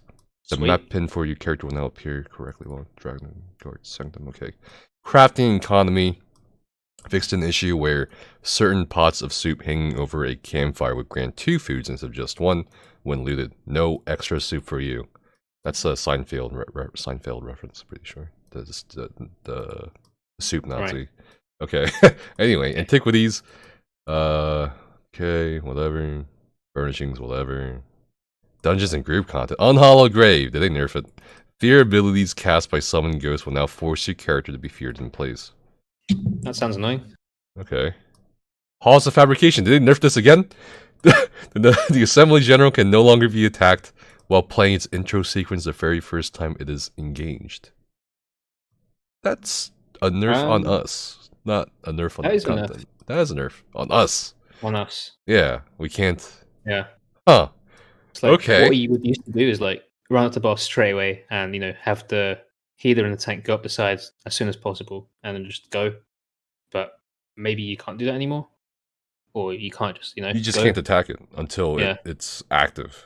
Until I guess it does its first stomp. It means you can use it as a pre-buff boss now. As we've seen. Ooh, you know? True. Could be interesting. That could definitely be interesting. What do you think about, while you're here, what do you think about pre-buff sets? Because a lot of people seem to have different opinions on them. So I've not seen it myself yet, but I've heard all the crazy new stuff people are doing on this patch with that new ultimate pot set, right? Yeah, Arcasis and Dead Waters. Yeah, where you sort of group up in 4, drink pots, drop a Destro. Yeah, we've been doing get almost another Destro, like almost instantly, kind of thing. That's I think it's cool. Obviously it sucks because console can't do that, but you know, if we sort of leave that aside for a moment, I think it's fun because it adds an extra layer of, you know, creativity, let's say, complexity to the game. Yeah, I think it's fine. And I don't think, I mean, where I would say it's not fine is when you need to do it, but you don't need to do it, right? So it's what's whatever. I feel like anyone who needs to do it are, you know, serious and happy enough to do it as it is. And if you don't, hey, you don't miss out on too much, really. Yeah. So it's all good. But yeah, it's right now. It's like, for those of you who don't know what the pre-buff sets are or means, it's when on PC with add-ons, you can almost instantly gear swap. So what people do is they put on Moondancer Urvolds, proc a synergy like an orb to get potentially the Shadow Blessing for extra spell damage. Your volts will, I guess, extend the duration of your channel acceleration or minor force. Then you swap to Elfbane, then Destro. Then you swap to your actual gear. So it's pretty sweaty. It's pretty sweaty. It's interesting. All right, and so it's great when it goes wrong as well. Like, oh yeah, it's very high risk. Video I uploaded recently, last patch of me doing VHOF, and I just completely screwed up the 4th boss. Yeah. I was just, yeah. It's very when it goes high wrong, risk. it can go very, very wrong. So that's that's what you pay for. So yeah, it's very high risk, and I think some of the people who were watching my stream yesterday will know, because if your group's not disciplined enough, or someone lie attacks before everyone's like done gear swapping, it's right. You have like a 2-handed Moon Dancer or something as a mag blade, or like 1 heavy piece, or 10, I don't know, 3 heavy pieces, something really weird. But anyway, let's keep moving. Dungeons, Stone Garden. Okay, will now correctly activate when they're supposed to. Fully charged heavy attack. Okay, whatever. Hitting a Stone Husk with a Bone Crusher ability while it's casting Murderous Mark no longer incorrectly places stun hit reaction. Let's see. Fixed an issue. Okay, we're finally back to the juicier parts of the patch notes. Okay, nice. Combat and gameplay. Combat and abilities. General. Fixed a few instances where players you witnessed using a movement ability, such as a charge, teleport, or blink, could fail to properly animate. Well, yeah, okay. That's PvP as well. Fixed an issue where activating instant cast area-bound abilities could cause your character to stop moving briefly. Okay. Yeah, I was actually experiencing this in Translate. Yeah, I was. It's really weird. Like I would just like kind of freeze. I'm still moving or trying to move, but I can just feel myself freezing. It's just weird. I'm glad they're fixing it. Made several improvements to light and heavy attacks as a result of the PTS test we held in March early this year. Oh god. All right. Improvements. Okay. Improvements. Let's see. All right, let's see. Fixed an issue where medium attacks, non-fully charged heavy attacks, could deal less damage than light attacks in some cases, and more damage than fully charged heavy attacks in others. Okay, well that's fine. That's fine then. Okay. I've noticed that with Inferno staves. If you let go of heavy attack too quickly, then yeah, your medium attack literally does less than light. So it's like, you've just wasted your time for literally nothing. That's pretty cool. That's nice. Reduce the damage from all ranged light and medium attacks by 10% to ensure they meet range damage standards. Heavy attacks already meet these standards. What does this mean? Like staff and bow? Yeah, staff and bow. Yeah.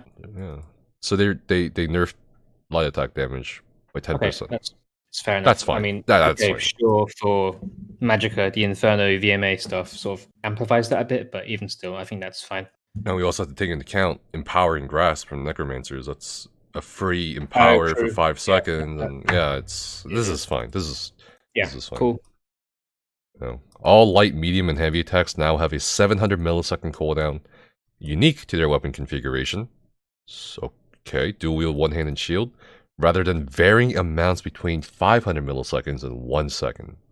Cast times of heavy attacks have been increased or decreased to ensure their total cast time plus cooldown remains the same at this time.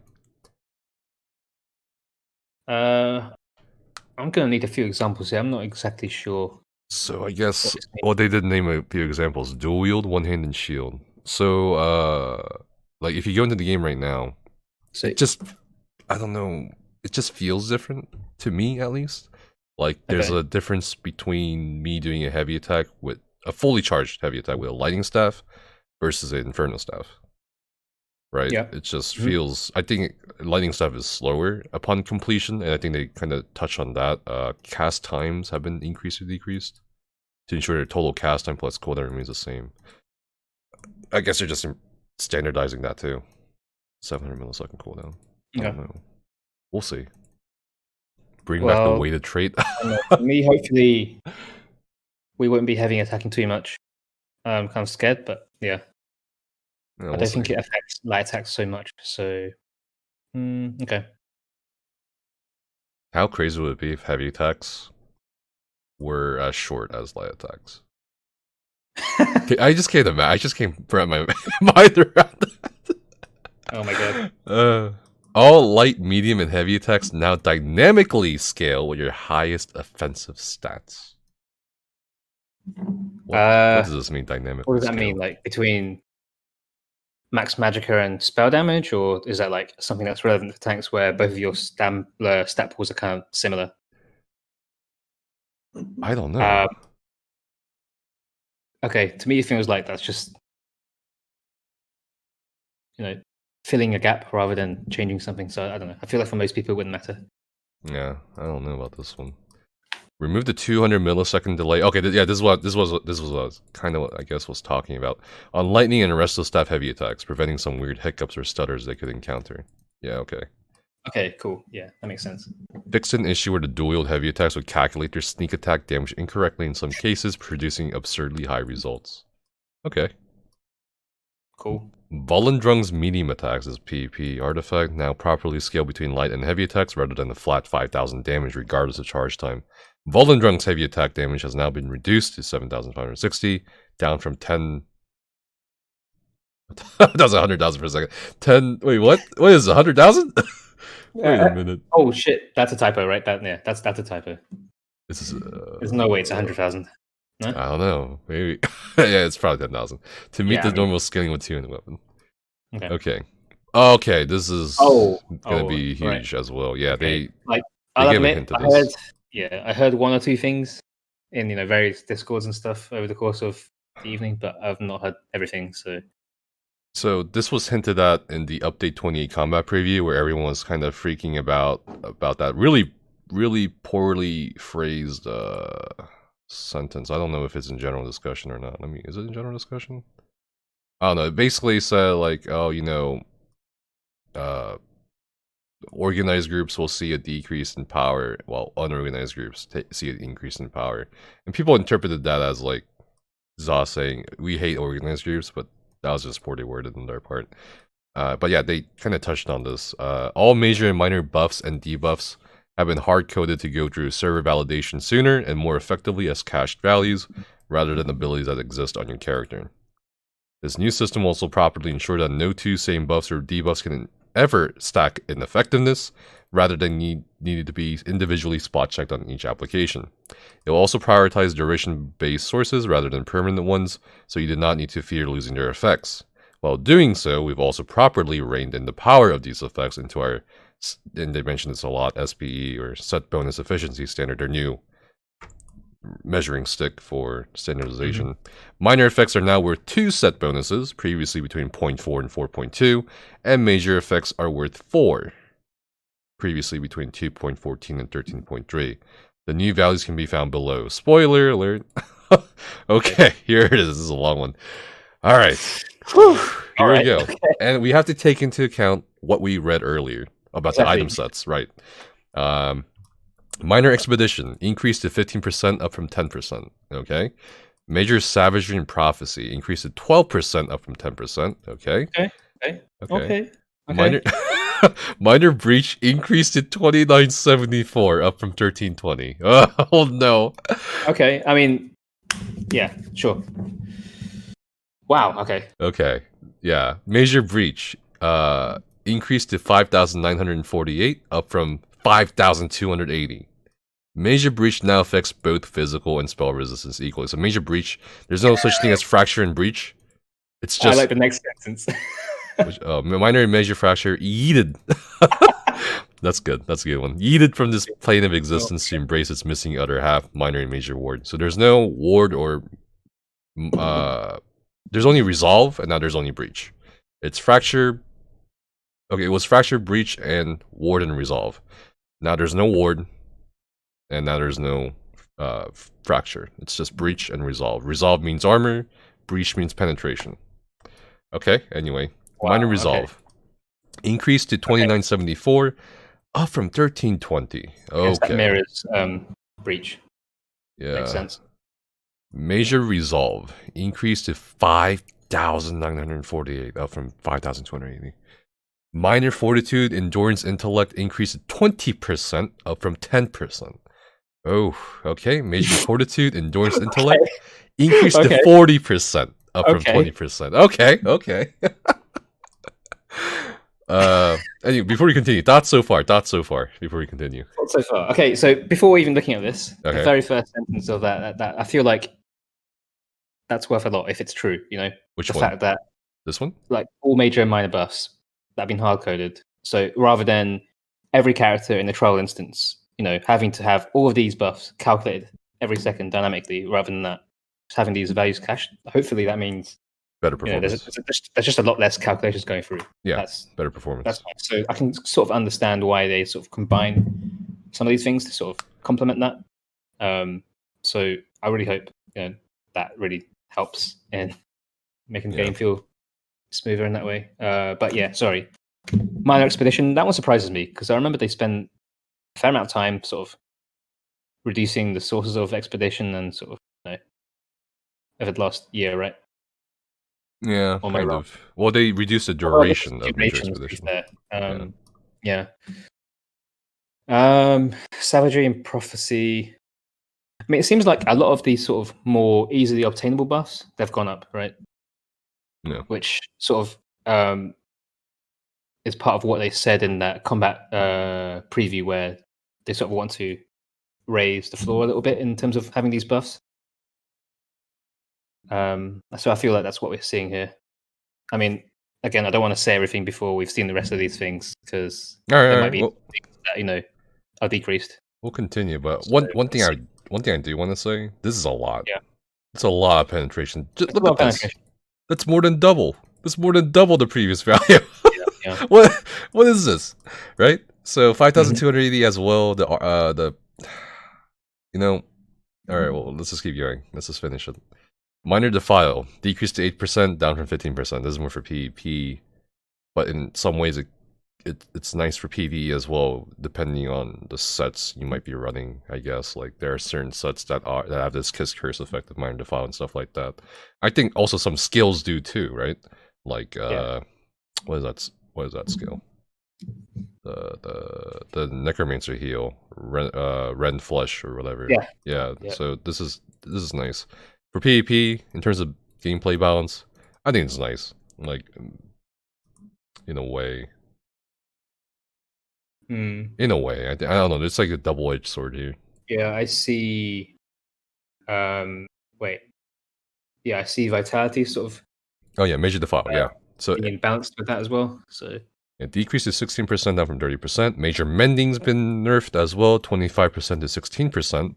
Major Vitality, 30% to 16%. I think that's kind of whatever for PvE.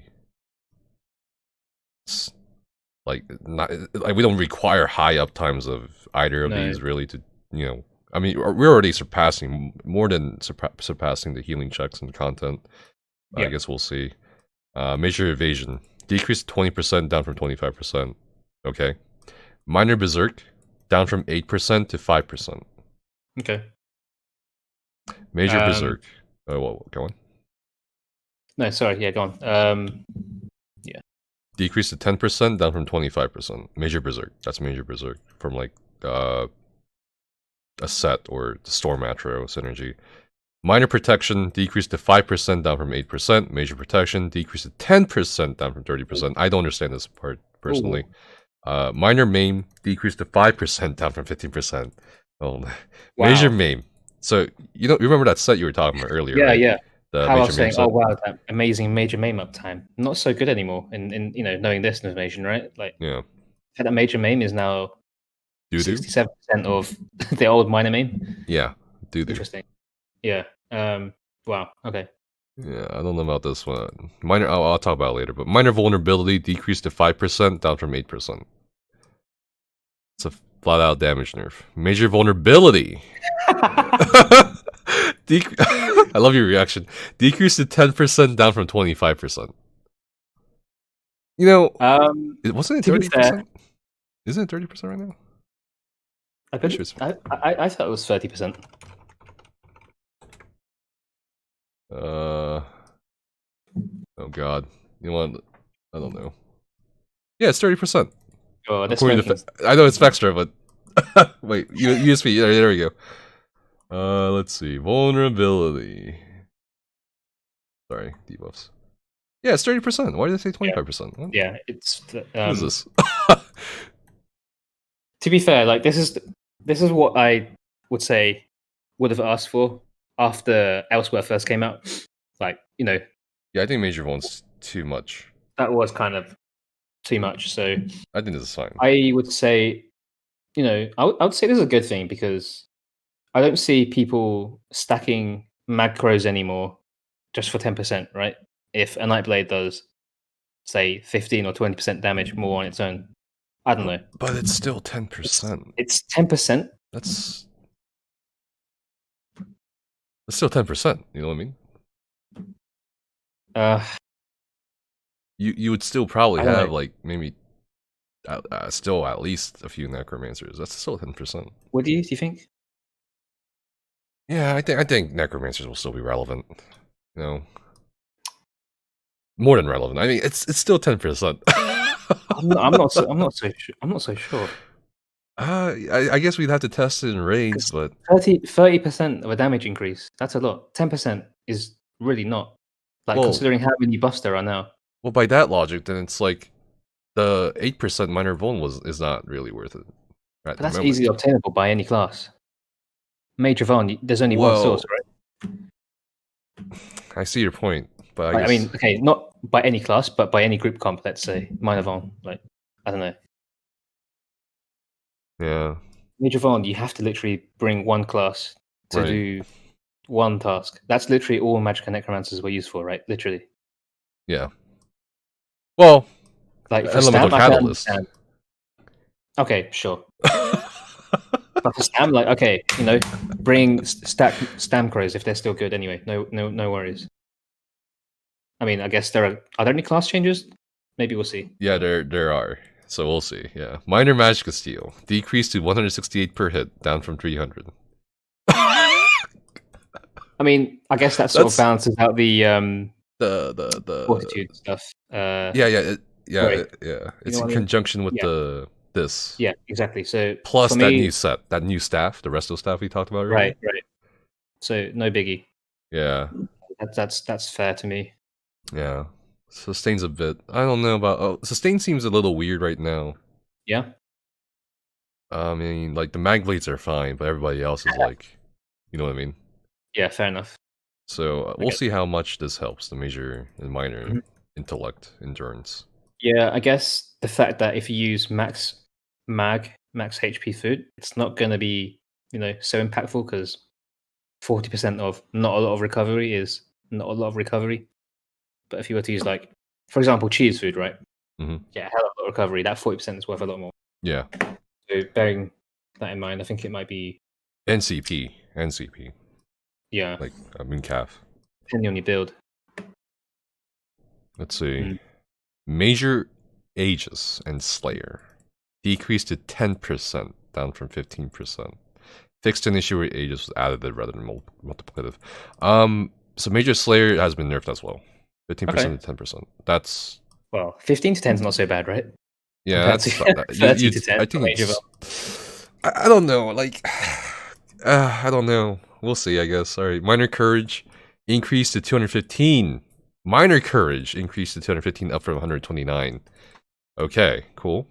Nice damage buff. Major Courage increased to 430, up from 258. And wow, that's good because hold on.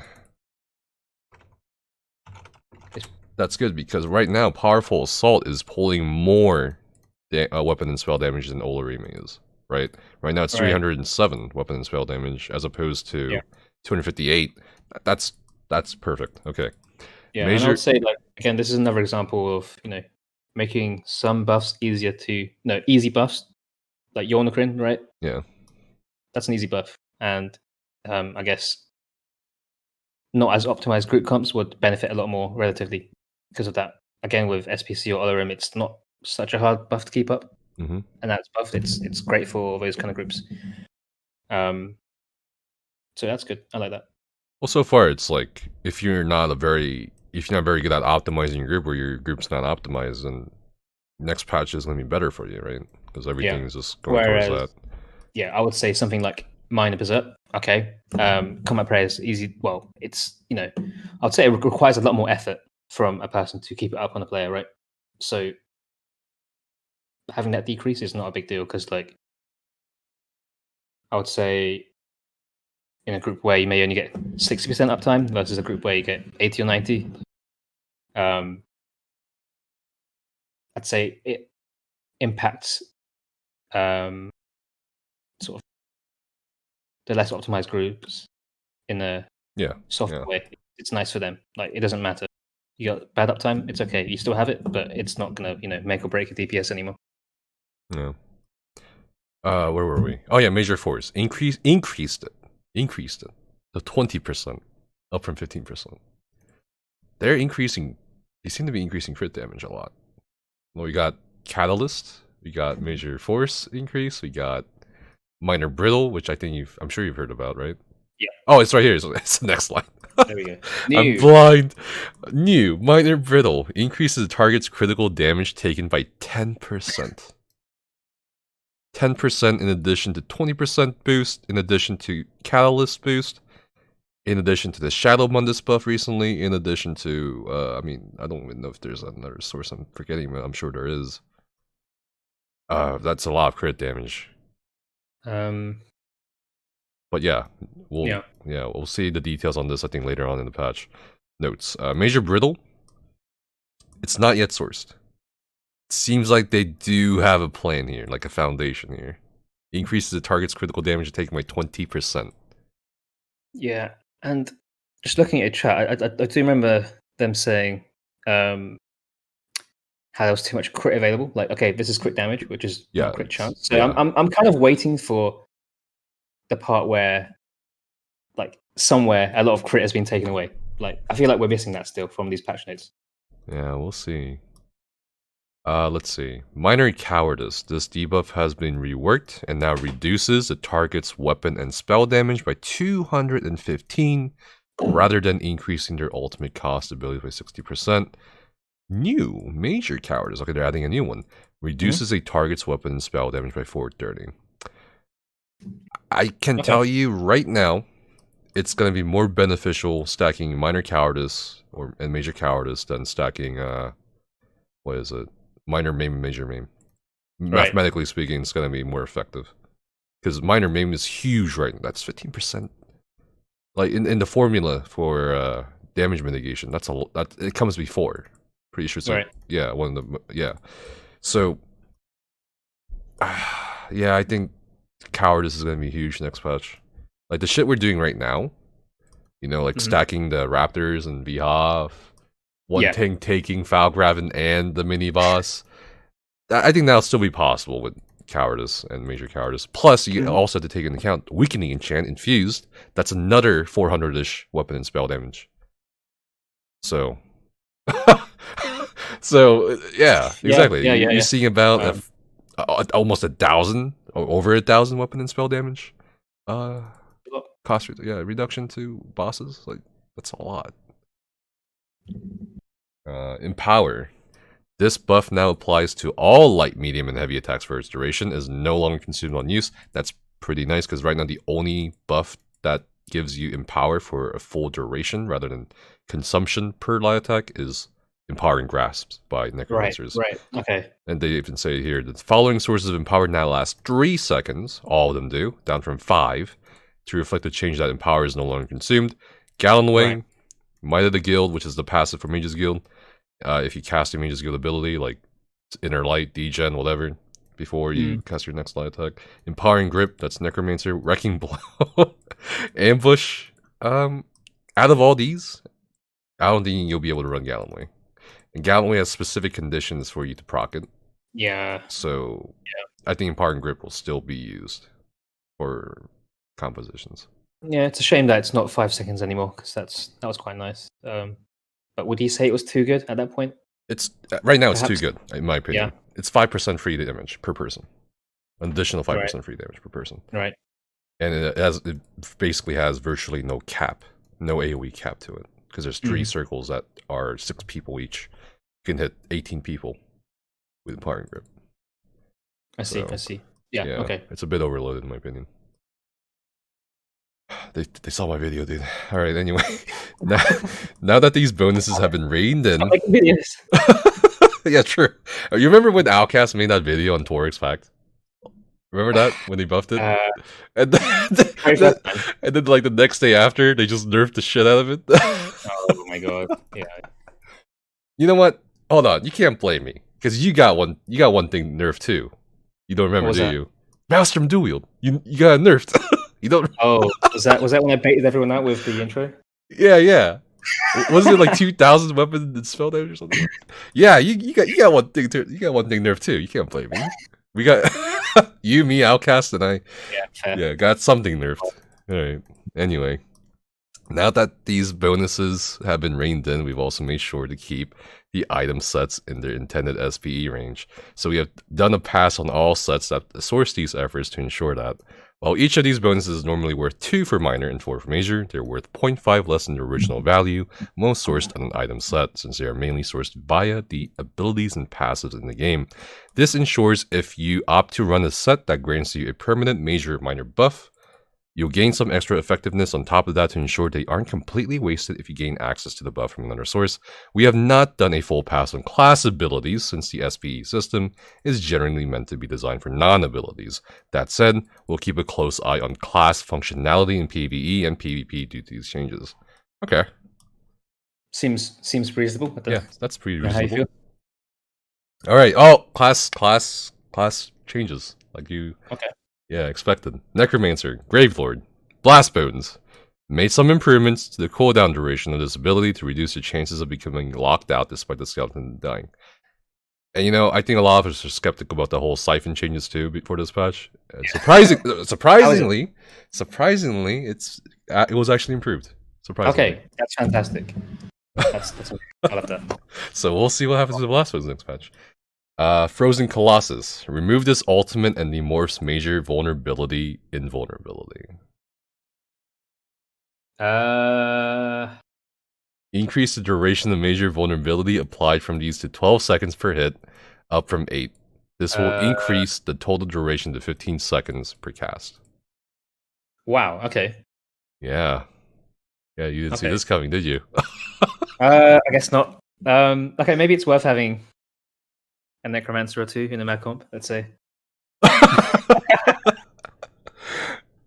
Okay.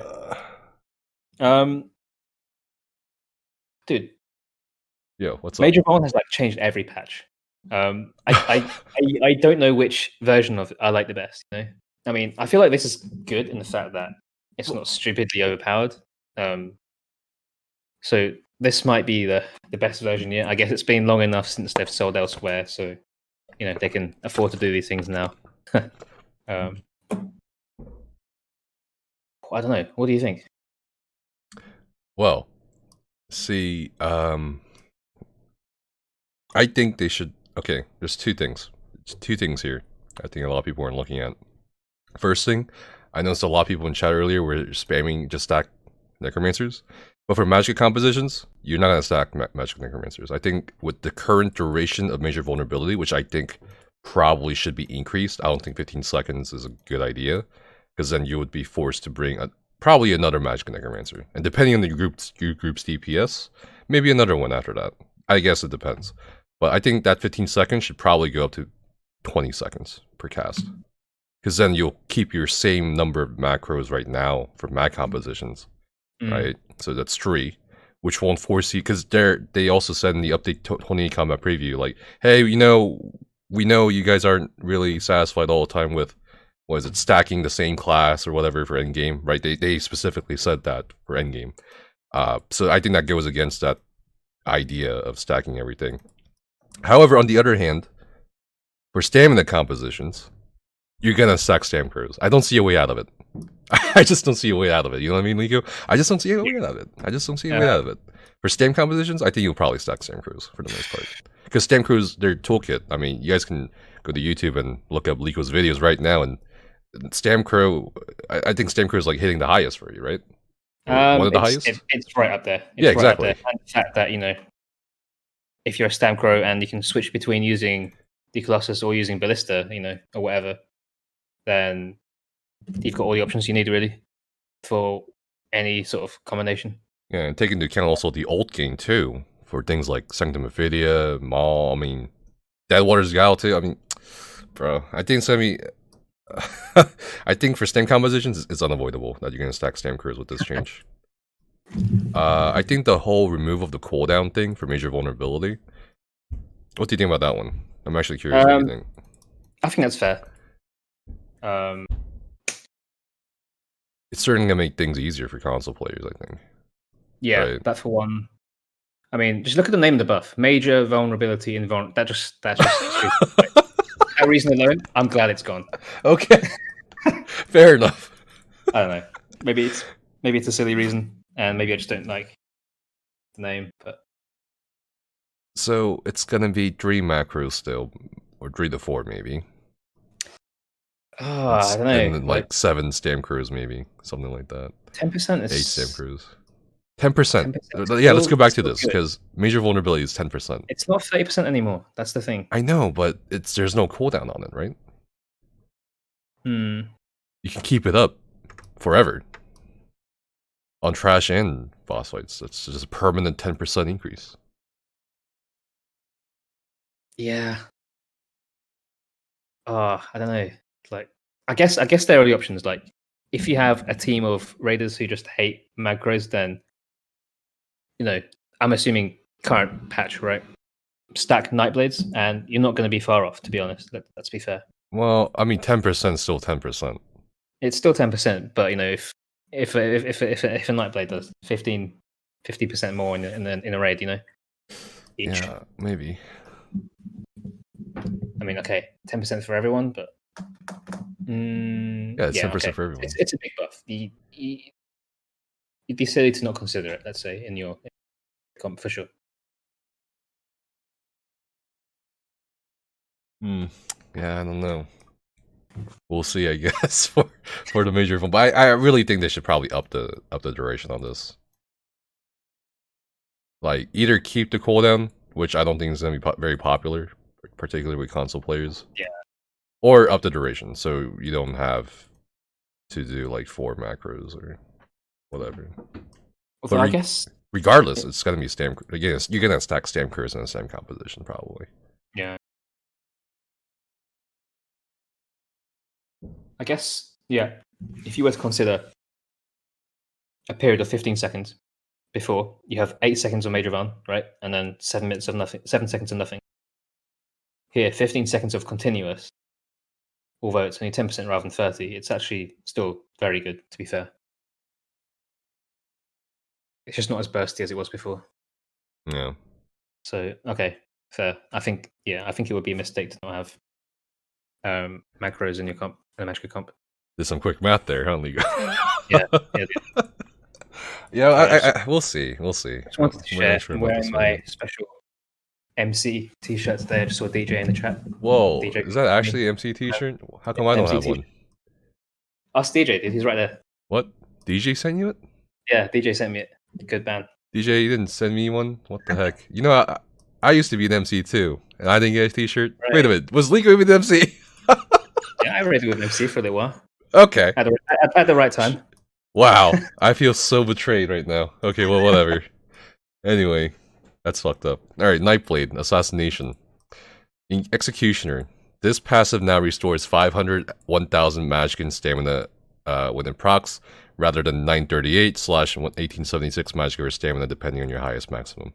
So they just nerfed the sustain a little bit. Okay, that's fair, right? Yeah, that's fine. That's fine. Master Assassin, this passive now increases your physical and spell penetration against targets you are flanking by 1487/2974, rather than your weapon and spell damage against them by 129/258. Okay, that makes sense to me. This makes no sense to me. Yeah. Okay, well, what does it make sense to you? I don't know. For me, I like. I guess it's good for PvP, but then it's not too overpowered for PvE. That's just how I see it. And yeah, that's basically what they're saying in the spoiler, right? Well, for optimized groups, in a sense.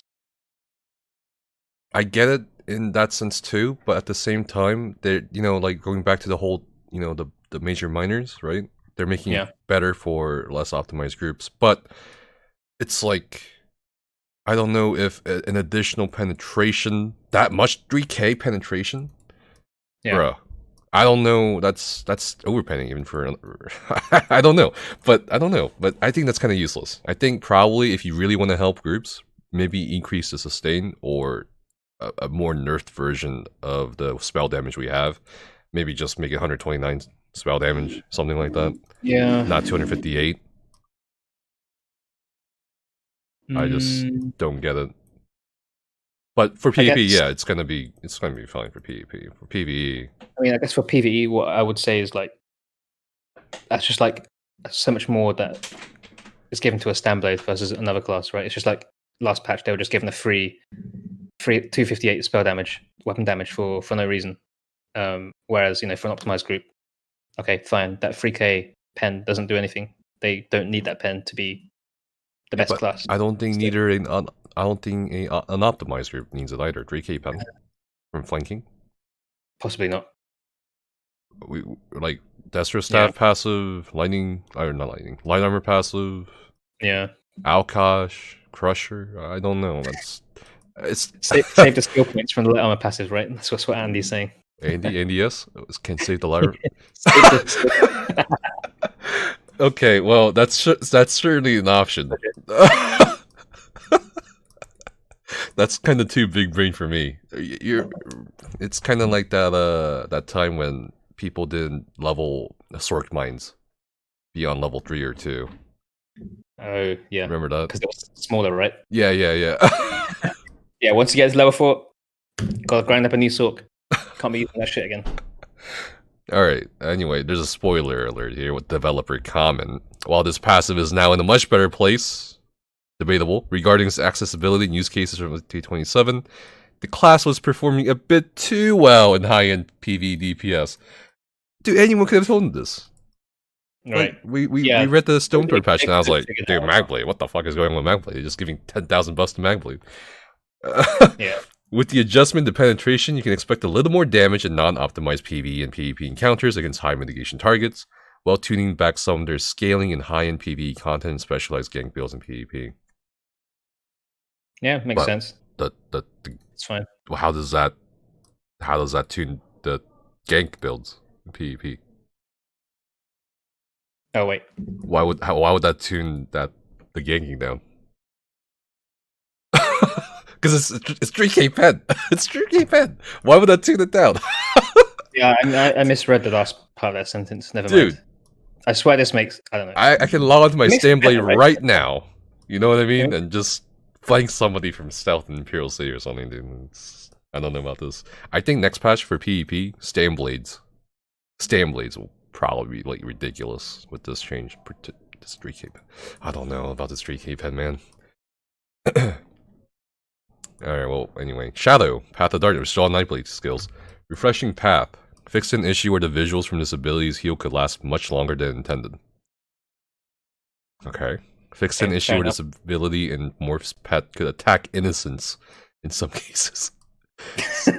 I did not know that. I didn't know that either. Soul Shred. Fixed an issue where this ultimate could aggro enemies despite dealing no damage. I also am kinda curious as to why they didn't remove the cast time on Soul Siphon. Oh god, yeah. Because it doesn't do damage. I understand for the Soul Shred, but not Soul Siphon. Totally. Drain Power. Power Extraction Morph. The morph now applies minor cowardice to enemies hit, rather than reducing their weapon and spell damage by a unique amount. Okay, so that's the new minor cowardice. This will result in a larger decrease in weapon and spell damage, correct? But one that cannot be stacked with other sources. What do you mean? What do you mean that can't be stacked with other sources? Are there other sources of minor cowardice at the moment? There's going to be minor cowardice and major cowardice, but you also got a weakening enchant. So I think they mean you can't stack 2 now sources of minor cowardice. I'm just wondering. Oh, okay, maybe minor cowardice there are. Poisons. Poisons. Oh, okay. And then major? Is there anything that has major? No, not yet. Well, they said they're putting it in, but they didn't say which source it was over here. Major cowardice. I was saying that about brittle, right? But they didn't specifically mention it for right here. major cowardice. Okay, new. but no. Or 30. Okay. It stacks. Should Okay. stack. Cool. Lovely. Oh god. Okay, let's see. Wait, I'm going way too far down. Alright, where were we? Okay, we're done that. Templar. Templar. Sphere Shards. Fix an issue where the synergy from this ability can remove other synergies after being consumed. Wait, okay. what? What?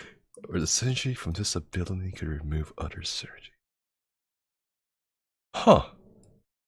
Okay. That's a really weird bug. Sunshield. Fix an issue where this ability's explosion visuals can multiply intensity with the number of enemies hit, causing your screen to experience level 7 earthquakes and your eyes to be blinded with the brilliance of Meridia. The explosions will now always appear as well, regardless if you dealt damage. Level 7 earthquakes. Okay. Restoring light. Healing ritual. Oh god. Thanks, dude. Okay, let's go. Fix an issue where this heal was targeting the ally furthest from you within its range rather than prioritizing allies who need the heal. Okay, well, whatever. Garbage skill. Warden. What? No, sorry. Warden. Animal companion. Feral Guardian. Fixed an issue where this ultimate, its more special attack, Crushing Swipe, could fail to hit large monsters like dragons or titans. Yeah! Oh, yeah! Thank you so much. Oh my god, about time. Like, Jesus Christ. Poggers. Okay. That means next time you're on EU, I'm gonna bring my Mag Warden to the VS runs. Alright, dude. Oh. What about Zahn? Keck? I don't know. True. Like all these things. Zahn, I don't know, so many things, right? Oh, yeah, maybe. Scorch. Okay, Subterranean Assault. This morph no longer applies Fracture, as Deep Fissure now affects all armor. This ability now recasts itself after completing what's recast. I think this is probably the most important piece. It's like Haunting Curse, right? Yeah, that's really cool. Yeah. Then you'd be casting It's gonna be a fun rotation. Rather than 1 and 6 rather than 1 and 3, and that frees up a second spammable every 3 seconds. That's going to be really good for Stamdens. That's great. I like that. Something new. Weapon skill lines. We didn't really see much about Dragon Knight, so they're not touching Dragon Knight or Sorcerer. Alright, weapon. Destruction Staff. Frost Staves, this is in regards to Minor Brittle, have received adjustments to help them further stand out as a tank and support-oriented weapon type. Check out each ability adjusted to see what's changed with the Frost version of the ability. Okay, they have a comment here, which I'll read. The original intent of the Frost Staff line was to enable magical users to successfully tank in PvE and PvP scenarios. Many of the tools provided by Frost Staff abilities either did not hold up to other tanking abilities or directly conflicted with other Destruction Staff abilities.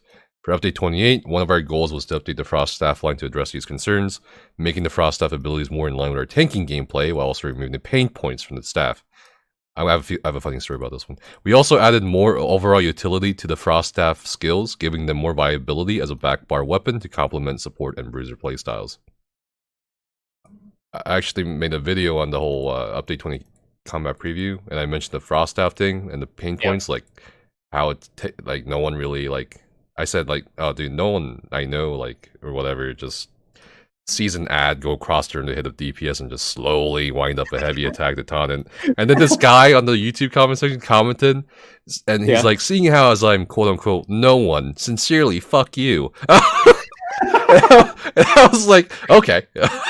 But anyway, yeah, I mean, no one is gonna wind up a heavy attack, drop block, and taunt an ad from 20 meters away while taking a boss. I'm just saying, dude. But anyway, applying Chilled while actively holding a Frost Staff now applies Minor Brittle.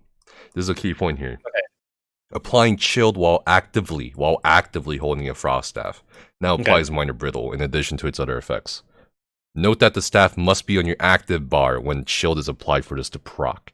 So you gotta apply Chilled, which is a duration of about 4 seconds, to apply Minor Brittle, which is a duration of 4 seconds as well, as long as Chilled lasts. So and you have to be on the Frost Staff bar to apply it. Magical Warden, double eye stuff, roleplay. Is that a thing now? Please be a thing. I think that certainly could be a thing, but at the same time, you can do this on the tank. I think so. Yeah? Yeah. like frost staff on both bars on the tank. Not necessarily a main tank. Could be an off tank. True. That's true. Then I guess I don't know. We have options. That's good. Yeah, it's options, but I have a feeling that score pushing, just put, unless somehow like the frost staffs are really good on Mag Warden DPS, I don't really see it. I think you'll probably try to shove it onto a tank or something. Yeah, it's quite possible. But I mean, I think the Magden definitely worth trying out for sure. That's 10% additional crit damage taken on target. So it's 10% from from shield, applying shield, 4 seconds. And I guess wardens get their own 10% minor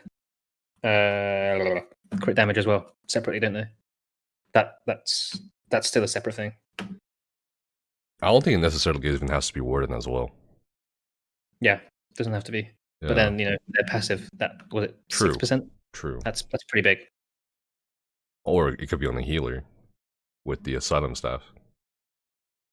Could also be charged staff with frost enchant or something. Ooh. How long does brittle last per application? Is it 4 seconds? 4 seconds, because shield is 4 seconds, right? As a status effect, which means brittle will only be up as long as shield is up. So that's 4 seconds for both.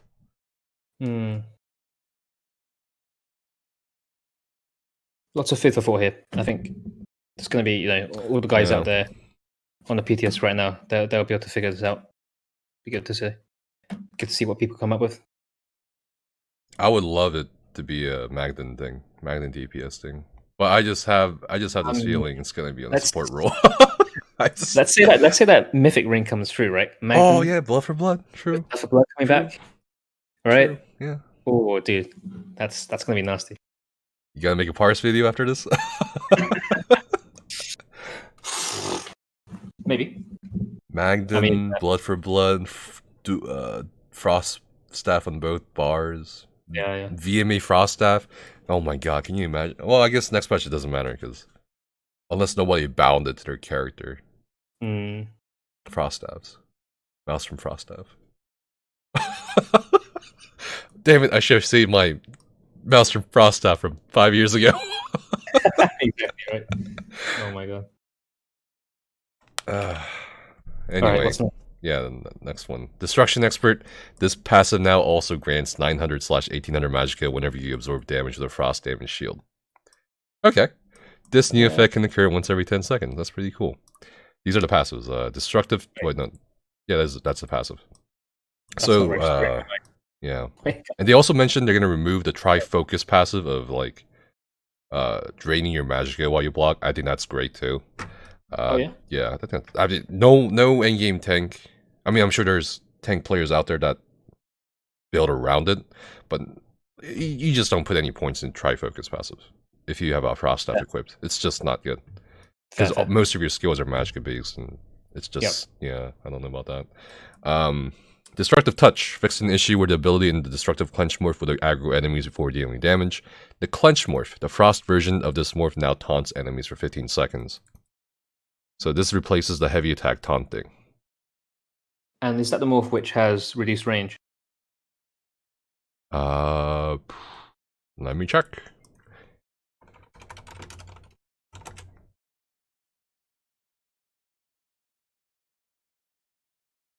Yeah, no. So that's the new effect, right? Yeah. So to me, that's kind of ass. Like 15-meter range taunt. That's No, at this point, why would you not use Inner Fire, for example? I think the only case where I would not use Inner Fire instead of this is if I'm the one applying Brittle. You know what I mean? Because any ice-based skill will apply, has a chance of applying Shield. So that's like the only case. Otherwise, it's a little underwhelming. I'm hoping it's an oversight, because that's kind of an obvious sort of flaw with the skill. I don't know. Yeah, we'll see. 15 meters. And the only thing I would do is minor brittle for that one. Well, yeah, whatever. Impulse, each elemental type of this ability and morphs have gained new functionality. I think this will interest you. Flame Impulse now deals bonus damage that scales based on missing health if the target hit was burning. So Frost? Execute? Yeah. Kind of. Yeah, I mean, it is. It can be an execute. But I'm also imagining this for trash as well. Right. Okay. Yeah, Frost Impulse now applies minor protection to up to 6 group members for 6 seconds. Okay. Shock Impulse now deals 5% more damage for each enemy hit up to 30%. Wow. Yeah. That's good. Yeah. That's really good. Yep. See, to me that kills Shock Clench completely. that's the yeah. downside, right? Yeah. But that's good. I like that. I mean, I guess for mag and trash, we would be using the lightning stuff anyway, so there's no downside to that as far as I see for existing builds. I guess, yeah, Frost one sort of keeps its theme with being slightly defensive. Wait, how does that work? Applies minor protection to 6 group members for 6 seconds. I guess randomly those around you, even if you hit a mob. Yeah, or you put, yeah, pretty much. Yeah, With a PvP? No. Nah, I don't know about that one. I don't know. Maybe. We'll see. For ball groups or something. Flame Impulse and Shock Impulse, definitely something to keep an eye on. Yeah. Just wonder how much bonus damage scales I'm missing out. Like how much, just maybe a cap to it. And yeah, minor protection was nerfed too, so we gotta keep this in mind as well. Right, 5% now. Alright, try Focus. This passive no longer causes your heavy attacks with a Frost Staff to taunt the enemy. Okay. Hey. Increase the strength of the damage shield granted from heavy attacking with a Frost Staff to 25% of your max health, up from 8%. Okay. They really want you to heavy attack with a Frost Staff. Yeah. So was this the passive that was to do with using Magicka as a resource for blocking? Yeah. They removed that. They removed that? Yeah, they removed the Magicka resource being consumed. Oh, was that this patch or a previous one? This next patch. Next patch? Yeah, next patch. Right, this patch right now, you can still block with Magicka. Okay. But you can't recover. So the thing with blocking with Magicka too is you don't recover Magicka. So you don't recover your Magicka recovery. Right. Yeah. Dude, maybe I should like tank or heal some days and. Okay, next one. Wall of Elements. Okay, pretty big deal here, I think. The Frost version of this ability now applies a damage shield to you and 5 nearby group members that absorbs projectiles, but no longer snares enemies and deals 25% less damage than the other elemental version.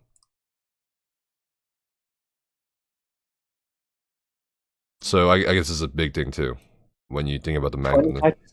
25% less damage. In return for a damage shield. No. What? It doesn't make sense, dude. That's awful. That's awful. I love how like 2 minutes ago you're like, yeah, magnet, oh hell yeah, brother. Bear can hit dragons now. Oh, I can do frost stabs on both bars. Shit. Why? And now you're like why? Dude, like fire, it does 20% more when enemies burning, right? That's a bonus over the over the standard value. Lightning, it provides something useful and off balance, and still does decent damage. But this, why 25% less? There's no need for that. Because it's the damage shield. It's return for the damage shields. There's 6 damage shields. Damage shield. I don't give it. Dude. Well, I love your math. That's awful. Oh god. Yeah, it's awful. Because let's do some theory crafting a little bit, like quick one. So to offset this, if you really want to go with a magnet DPS to also provide minor brittle, you have to consider, I guess, Frost Staff front bar, right? Because you spend more time on your front bar with a Frost Staff, but then you're sacrificing the Inferno Staff. for that single target. Or your lightning staff, or your AoE. Yeah. Right? So, no matter which way you do, you're losing damage. You're right. So, yeah, I don't know about this one. Oh. Damage shield sounds neat. As I said, man, it better be a fat damage shield. Okay. 25% more than your max health, times 10, you know? Out of curiosity, how fat does the shield have to be? Barrier. What?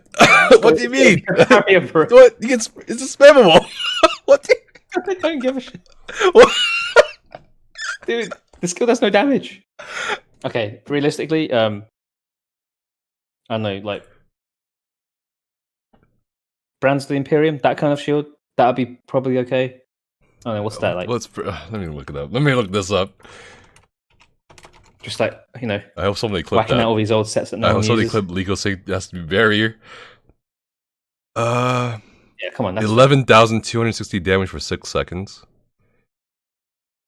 Or wait, what's barrier then? I'm pretty sure it's close to that, isn't it? Or barrier's like 20k. Okay, what? well, no, it's not it. Oh, what? Yeah, I think they're going off different values. Yeah. Oh, whatever. But for sure, barrier's a lot stronger than, I think. All right.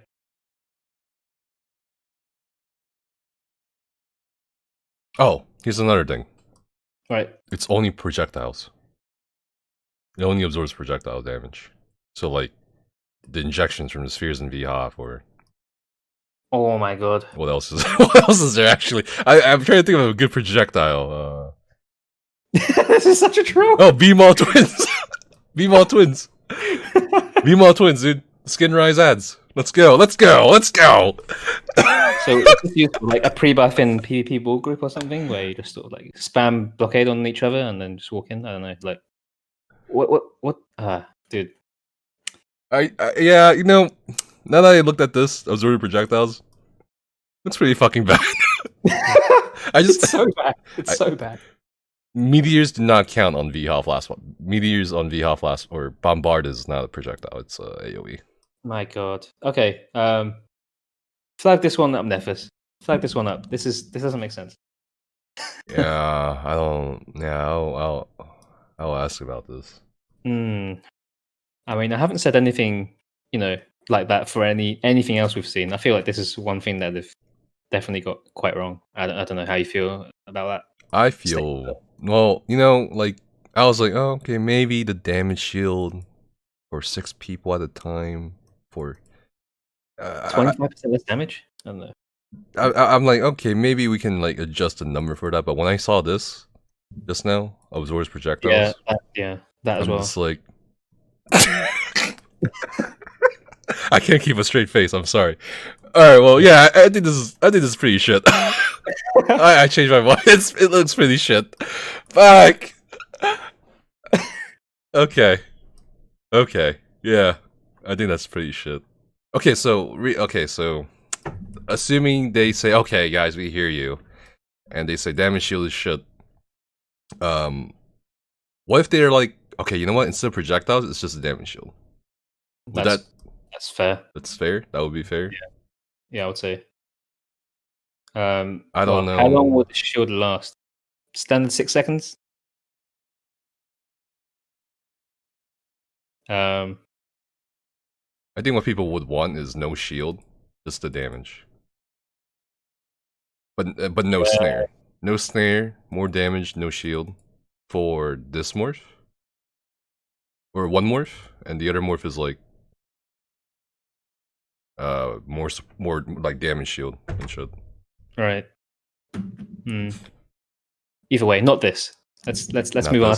I can't look at this anymore. Oh, okay. Let's move on. Fixed an issue where the shock version of this ability and its morphs was not capped at hitting 6 targets despite having auxiliary debuffs. So we're living a lie the whole time. Elemental blockade morph. Okay, the frost version of this morph now also applies an additional smaller shield. on you and group members in the area when it ends. When it ends. Amazing. When it ends. Amazing. Wait, but that sucks. In a way. When it ends? When the blockade ends. So like. So you're waiting a billion fucking years, 16 seconds, right? For like a shield. A small shield. So you're gonna be like, oh, I need a shield in 14 seconds. Someone Let's time it, boys. Okay. I mean, okay, it's maybe a small bonus. That's yeah. Okay. I don't know. I think they meant unstable blockade, not elemental blockade. Well, we'll see. Pretty sure it's unstable blockade.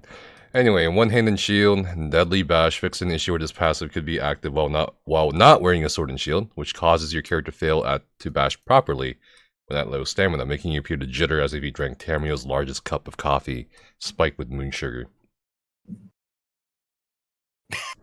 Okay. Puncture.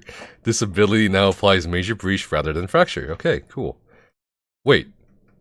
Oh yeah, okay. This is a pretty big one. This morph now applies minor breach as well. This is it.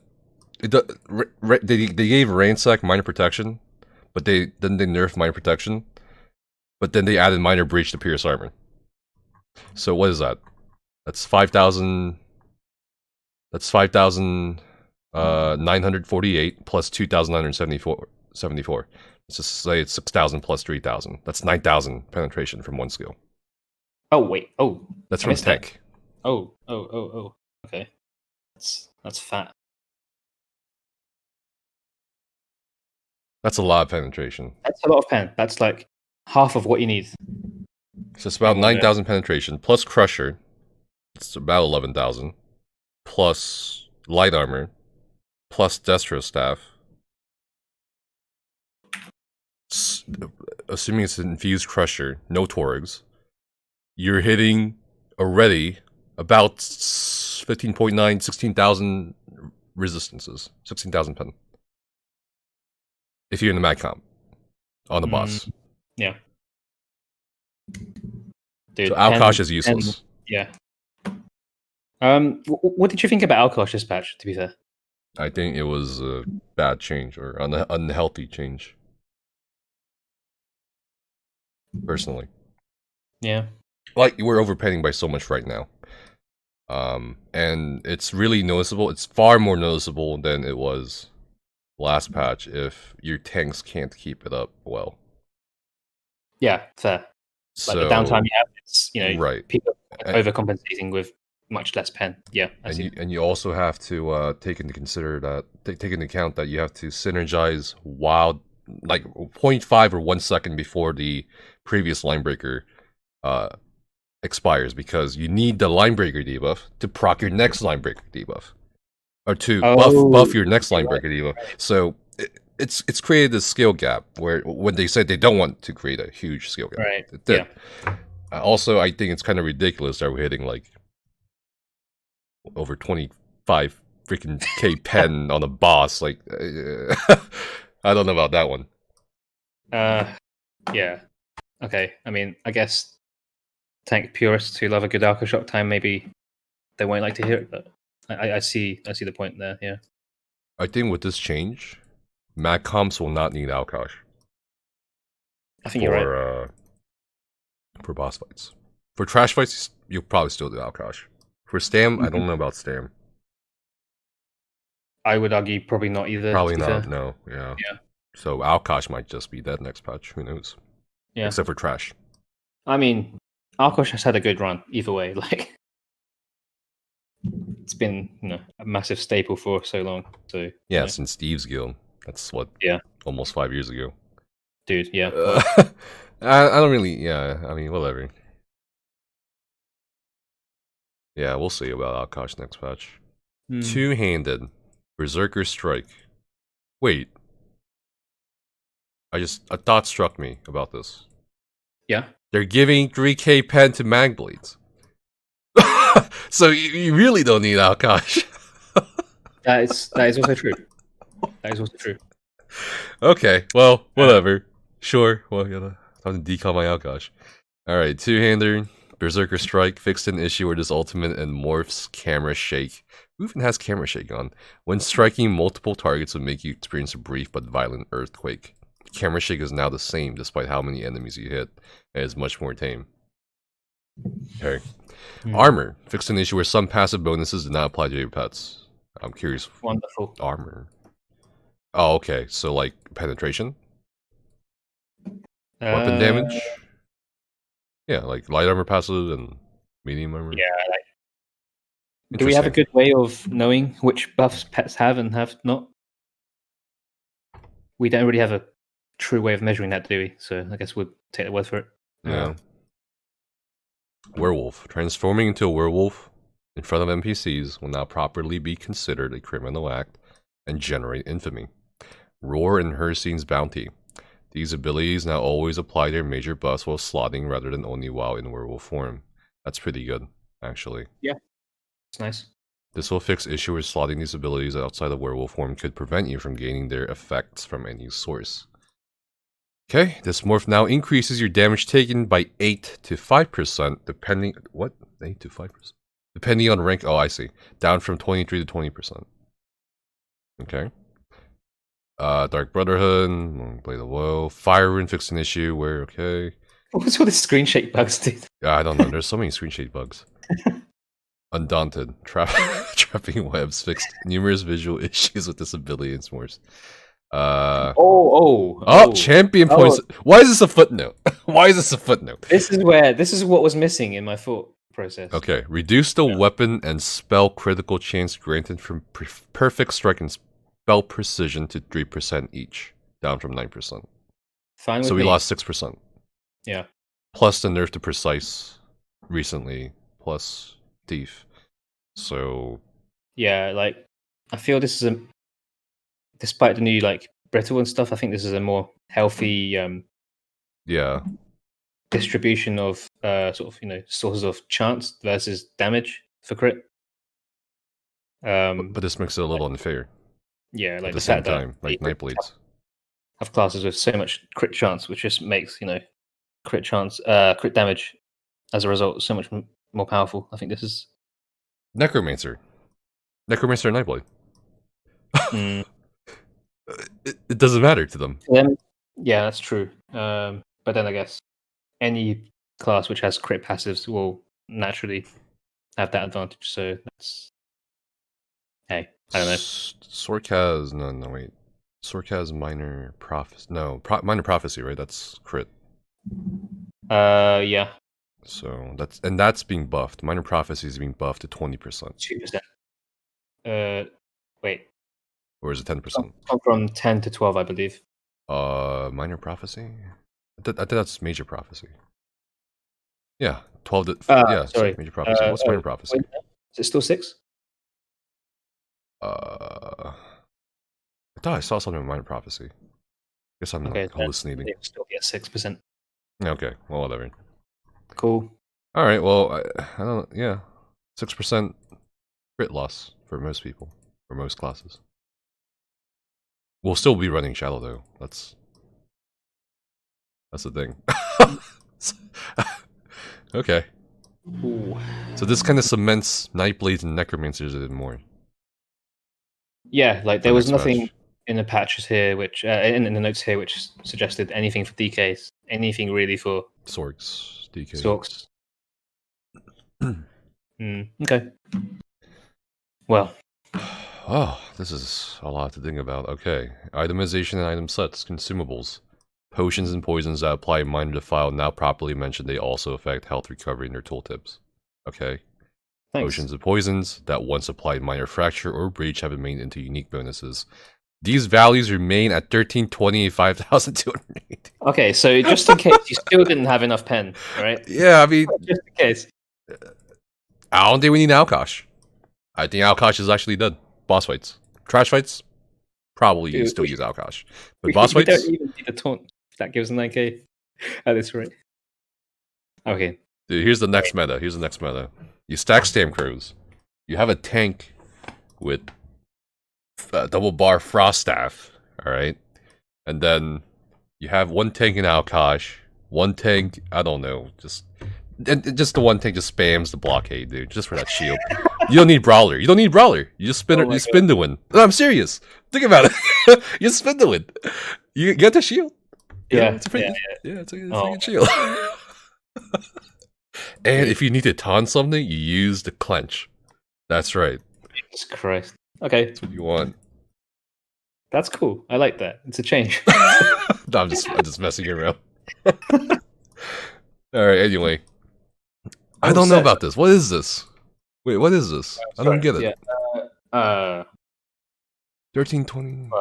I guess they're... We really don't need Alkash next patch for boss fights. 1320. Guess that's not minor breach poisons anymore, right? Super tanky guy in PvP, then... Well, yeah, PvP that's fine, but for PvE right now, I suppose, I mean, for sure, major breach stuff, no one ever used poisons, right? Anyway, minor occasionally, I guess. Yeah, we've used minor breach poisons. Yeah, minor breach poisons. Okay, like it's not going to change that too much. I say we can do major breach poisons too, right? You could do. So it's like no one would. Yeah, obviously, like no one used that because major breach was easy to come by anyway. But now it's unique, so Alkash is useless. Well, yeah, it's useless for boss fights. Fresh fights probably useless. Yeah. All right. I don't know. Sets. Right, this is testing my set knowledge now, eh? Alright, crafted sets. Here we go. Daedric Trickery. The major buffs granted from this set now last 21 seconds. Ooh. Up from 16 seconds. Reduced the cooldown, getting a major buff to 9 seconds, down from 20. That's a pretty good change. This means that the Mad God favors you can have up to 3 major buffs active at once from this set. Or if he is displeased, only 1. Will you be tempted by his honeyed words? You know what it does, right? The Daedric Trickery. No. You don't? Oh, dude, it's such a interesting You need set. to like permanently get up Ezo sets to me right now because. All right. So, max health, max stam, max magicka. When you deal damage, you gain one of 5 random major buffs for 16 seconds every 20 seconds. Eligible buffs are Expedition, Protection, Mending Heroes, and Vitality. Dude, all of these buffs suck now. They've all been nerfed. Yeah, I think that's like the only problem with it. But then they're giving you 3, right? Up to 3. So you could get Protection, Mending, and Heroism. I mean, I think that's fine. That's fun. That's fun. I think that's fine. Even despite the nerfs. I mean, the cooldown from 20 to 9. That's 20 to 9. But within the duration, you can get up to 3 buffs. Okay. And this procs on damage when you deal damage. So that's right. Alright, let's move on. Hissbark. Wait, no, wait. Yeah, wait, no, here it is. Hissbark. This set's 3-piece bonus is now max stamina rather than health recovery. Nice. That's fine. That was the blocking dodging set, right? Yeah, but now you get major evasion, which was changed to AoE mitigation. That's fine though. That's fine. Cool. Yeah. Solid. Okay. Innate Axiom. Fixed an issue where the set's bonus, weapon, and spell damage did not apply to special activates from pets, such as Summon Familiar's Damage Pulse. Interesting. But I don't think we're going to use it for PvE.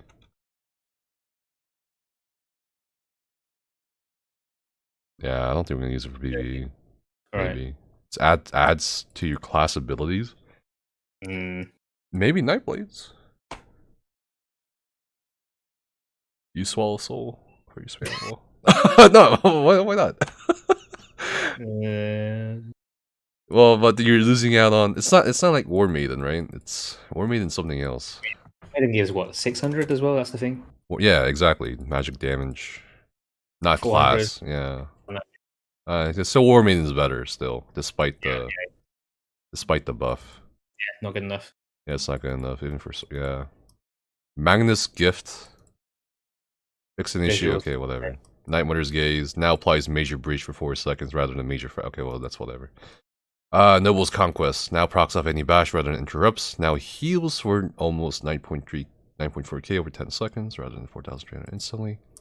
10-second cooldown to the heal. Okay, whatever. Spectre's Eye. Increase duration cooldown major evasion to 30 seconds, up from 5 and 10. Unchained Aggressor. Increase the duration of major berserk Granted to 12 seconds, up from 6. Okay. Reduced the cooldown to 14, down from 6. What was the proc condition for that? That is, I believe, when you... That's when you break free. But, okay, alright, okay. And I'm bearing in mind, Major Berserker is now what? 10% instead of 25? True. Yeah, it's 10%. Yeah, I don't know about that. Wow. Nah, I don't know about this one. We'll see. But for PvP, maybe. Did they say they were going to sort of audit the sets again with the new buffs in mind? Or is this sort of part of that? They seem to be targeting the sets that give the minor majors. Yeah, you're right. So, we'll see. Dungeon and Arena sets, Banies, on Torment. Increase the duration of the beam to 15 seconds, up from 5. That's fine. Increase the cooldown to 15 seconds, up from 14. Drozakar's Claws. Okay, whatever. Durok's Bane. Increase the duration of Major Defile, up from 4 to 5. PvP. Reduce the cooldown to 7 seconds, up from 8. Okay. Rogger's Rest. Hand of Mephala. Reduce the snare potency of the set to 33%, down from 50%. Okay. Haven Versus. That's a self-synergy set. The shield granted will now always grant itself to the 6 lowest health targets in 28-meter radius. Okay, since Alkash is going to be useless, you have a tank in Haven Versus. You have another tank in with Ice Wall. And that's, yeah, there you go. More shields. Oh my god. Drozakar's Claw. Shields, bro. Is that the bleed set? That is a bleed set, yes. For every bleed effect you have on your enemy, increase your weapon damage by 133 against them. For a stam DK? Right. Or... We have a lot more sources of bleed nowadays, don't we, than we did when this set first came out. I just can't remember which. We have Rending...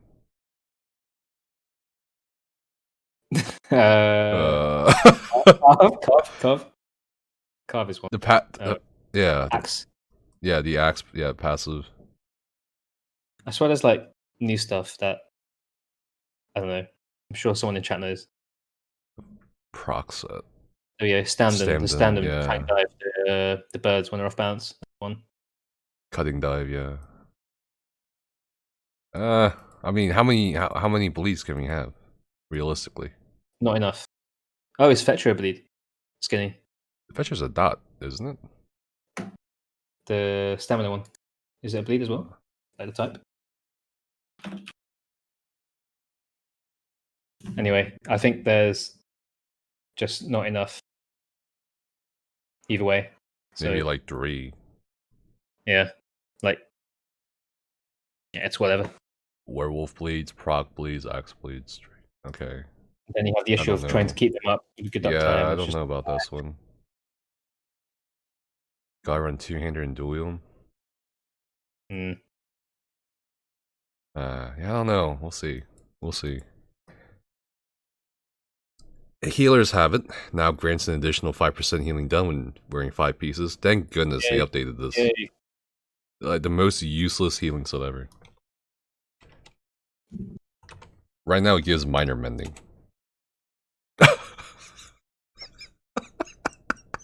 Okay, that's awful. What's the point? Okay, so the point is, this is DSA. It used to be that, for example, Templars. God, Templars and Sorks didn't have minor mending, or Templars didn't. We had major mending. I don't think we had minor mending. Do we have minor mending? I don't know. Whatever. It was a shit set back then too. Whatever. But I guess that's fine. That's better because now it stacks with the next minor mending. Oh god. Anyway, Imja's Retribution now grants up to 129 weapon damage when wearing 5 pieces. Dude, imagine. The set always looked interesting, but now that Major Berserk's like 10 seconds, yeah. Kind of, that's a lot of time now. 5 seconds. Yeah, and the weapon damage from the 5 piece. That's pretty nice too. No, I like that set. I just never really found the chance to use it. When you are within 28 meters of an enemy you combat with and the enemy dies, you gain Major Berserk for 5 seconds, or 10 seconds now. increasing your damage when done by 10%. Yeah, we'll see. Iron Blood now grants a unique 30% damage reduction rather than major protection. That's going to be pretty strong. Oh, hold up. 30%. Now the fact that major protection is 10%. Yeah. Ooh. It's been pretty strong. Fun. Alright. Jailer's Tenacity. Increase the duration to 8 seconds, up from 5. What was that again? I feel like I need to do like a trivia on these sets. It sounds awful coming from me because I'm supposed to like kind of know all this, but I also forgot. But there's so many sets, dude. When you lose 7,000 more health from a single attack, you gain major vitality for 5 seconds, increasing Z. Okay, whatever. Nightmare. This set now grants to up to 1206 max health when wearing 5 pieces. Okay. The 4-piece bonus is now armor. Increase the duration of the minor being to 5 seconds. Added 3-second cooldown. Kinda garbage. Wonderful. Yeah. Skating Mage fixed an issue where some direct damage attacks were bound to areas which failed to proc this set, such as Elemental Ring. Interesting. Okay. That's a good fix. Sunder Flame reduced the damage done to 12.5k over 10 seconds from 13,600. I swear they increased it by that much, like just last patch, or the one before. Yeah, I don't know what's up with this. That's not even that good at all, really. Like, is it? It really isn't. It's whatever. Well, not that anyone uses it now. Oh yeah, we still have a lot to go. All right, Overland How sets. long do you have? Like 20 minutes? No, I have enough time. Okay. Overland sets. Champion of the Hiss increased the max health this set grants on its 5-piece to 1600, up from 1206. Okay. I love you're just like, okay. Because these sets don't matter. Oh god. Grace of Gloom reduced the cooldown of the set to 20 seconds, down from 25. Grace of Gloom is actually a pretty cool looking set, visually. The heal from the set now heals for 2.5k every 2 seconds. Cool. This should also significantly reduce the visual rave-like noise of this set. Okay. Was that the part you liked? Yeah, probably. Mad Tinker. Fixed an issue. It had a cooldown despite not having one. Okay. Order of Diagno. Okay. That's the same thing as Healer's Habit. Shock Exoskeleton. Increase the spell damage, whatever. Vampire Cloak. Whatever. I guess. I mean. What was that set? That's the vampire. You can use it for a vampire build or something. Could have guessed. Isn't it? No, never mind. It's the minor protection one. I think I'm thinking about the other Overland, so that's for vampires. Right. Anyway. Okay. Max health, spell damage, max health, spell damage. Okay. Venomous Smite. Fixed. Oh, God, I fucking hate this set. Alright, fixed an issue where the visuals for this set can remain after the effect ended. Okay. Well, whatever. Dude, can I just say, I'm so amazed that you used so many different sets. I've used like 10 sets in my whole life, dude. What do you mean? You gotta experiment, dude. You know what I mean? Dude, you've done the experimentation. Holy shit. You gotta open up your 7th inner eye. You know what I mean? Reach Nirvana. Dude. That's why, you know, I can think of things like spamming wall for shields instead of using brawler. You know what I mean? Anyway. Give you that. Warrior Poet. Increase the max health this set grants on its 5-piece to 1600, up from 1206. Okay, well, that's still a garbage set. Wisdom of Vanis. Increase the duration of major mending granted from the set to 5 seconds, up from 3 seconds. I don't know. Whatever. PvP source sets. Okay, this is interesting. Affliction. Increase the damage per proc to 2278, up from 1830. Okay. This set now also grants up to 250 stand recovery while wearing 5 pieces Coward's gear. Fasala's Guile. Wait, what's up? Okay. No, all good, all good. Just trying to remember what these sets are. I'm sorry. Oh, you don't know what Coward's gear is? It's the major protection, major expedition one right now. Okay, so they're still targeting all these. That's pretty good though, right? Yeah, that's good. That didn't. Wait, is that the set that's been like buggy recently? I don't know. Anyway, leave it for a rainy day. Yeah. Let's see. Fasala's Guile. This set now only activates while in combat to help reduce the radiant message and area effect spam it creates. The visuals also have been adjusted to proc each tick, but with less aggressive sounds. Okay. The set now also grants up to 1487 armor when doing 5 pieces. Okay, whatever. I'm just gonna like look at this. Reduced, okay. Steadfast, whatever. Word of Cyrodiil. Okay, trial sets. Okay. Alright. Oh, holy shit, I've just read the first sentence. I'm sorry, I got ahead of myself. No, you're good. You can read it. The following sets now grant their major buff for 1 second for every 10 ultimates spent rather than every 14. Woo! Woo! Oh, that's crazy. Woo! That means Locust D's better have a buff. You know, otherwise it's literally a dead set. Woo! Wow. So what's 10 times 500? 50. No, sorry, not. Yeah, I know what you mean. 500 divided by 10. 50, right? 50 yeah. seconds. So then, like, a normal Colossus is 22 seconds now. 23 seconds. Yeah, that is silly. No, I'm not saying anything, because... Never mind. No, I'm not saying anything. Anyway, increase the resource on kill from the following sets to 2454. From 2150. Now, Major Slayer, so it's okay. Yeah, I don't know. I still don't know about the Major Slayer thing. Okay, False God. Okay, we got more sustain out of VO and False God. They upped it by 300-ish. 304, to be exact. Yeah, whatever. Reliquin increased the damage per tick to 355 per stack. Ooh, up from 300. What do you think about that one?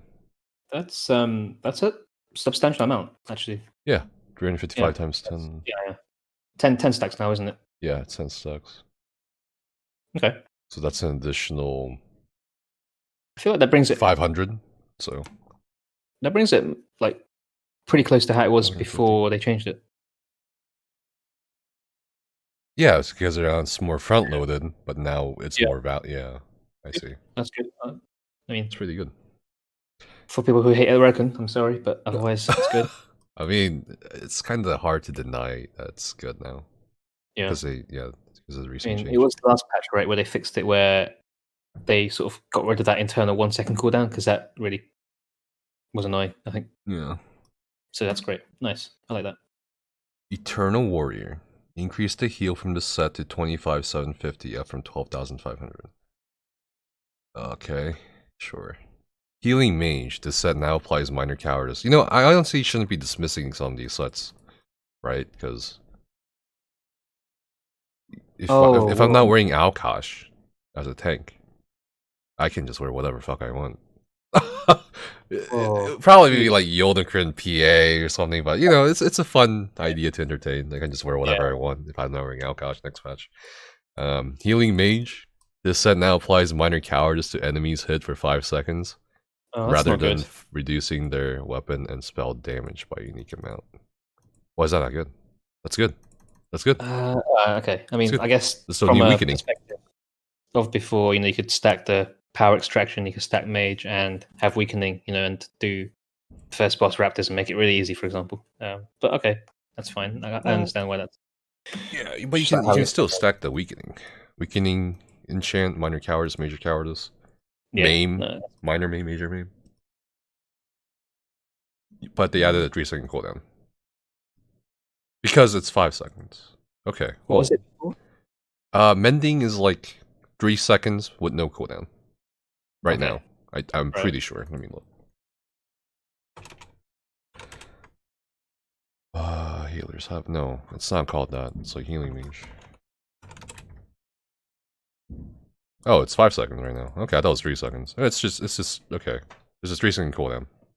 That's okay, but that's irrelevant. Okay, whatever. Let's see. Immortal Warrior increases duration of major protection to 20 seconds on proc, up from 10. Reduce the cooldown. Okay. Kind's Win. Increase their resources granted per tick from the set to 420, up from 399. Oh, well, I don't know about this one. Nah, I think it's still useless. Not because it's bad, but you don't have room. More, right? Yeah. You don't have room. Because they are nerfing Minor Magical Steel, right? Let's not forget that. And then we do have that new Resto stuff coming out with the Siphon Spirit skill. That's almost the same as the current Minor Magical Steel. So I don't know if... I don't see any sets healers can sacrifice, because you'll still be doing Hollow Thing, right? Yeah. Yeah, I don't know. And I don't think Stam needs as much resource sets as Mag do, right? Because you're using Parse Food, plus next patch is Major Endurance. Yeah, although I guess for Stam, it would be nice for them to be able to use Max Food and, you know, actually have HP and survivability in the same way that Mag do. Things are gonna hit harder next patch for sure. Because I feel like they were close when bashing was a thing, and then, you know, you just literally bash away to no Stam. So without bashing, I don't know. I think it's probably doable by now. I think they're already close this patch. I think Stam is actually winning over Mag this patch, personally. But people just haven't switched over yet. Yeah, I guess next patch people will try probably for sure. Have to wait for the best teams out there, like, you know, 4D and stuff, to start running Stam again before people will start training themselves. I feel like in some ways, I don't know. One thing too to note is next patch. It's a little unclear because of the changes to the impulse, right? Because right now I think their Stam and Mag's trash is about the same, but if the fire impulse and the shock impulse are a thing next patch, I think Mag might. I don't know. It's hard to tell. It's hard to say. We'll see. That's good. That's good. I hope that's, you know, a hot debate. But Stamkers too. Then there's Minor Brittle, which it can be put on the support probably. So yeah. Oh god, I don't know. There's so many sets and shit now. Lunar Bastion. Increase the shield size per tick to 2737, up from 2383. Lockesties, you mentioned Lockesties. Increase the duration Major Slayer granted from this set to 16 seconds, up from 10 seconds. So they buffed it. To be honest, it's still not good enough. You don't think it's good enough?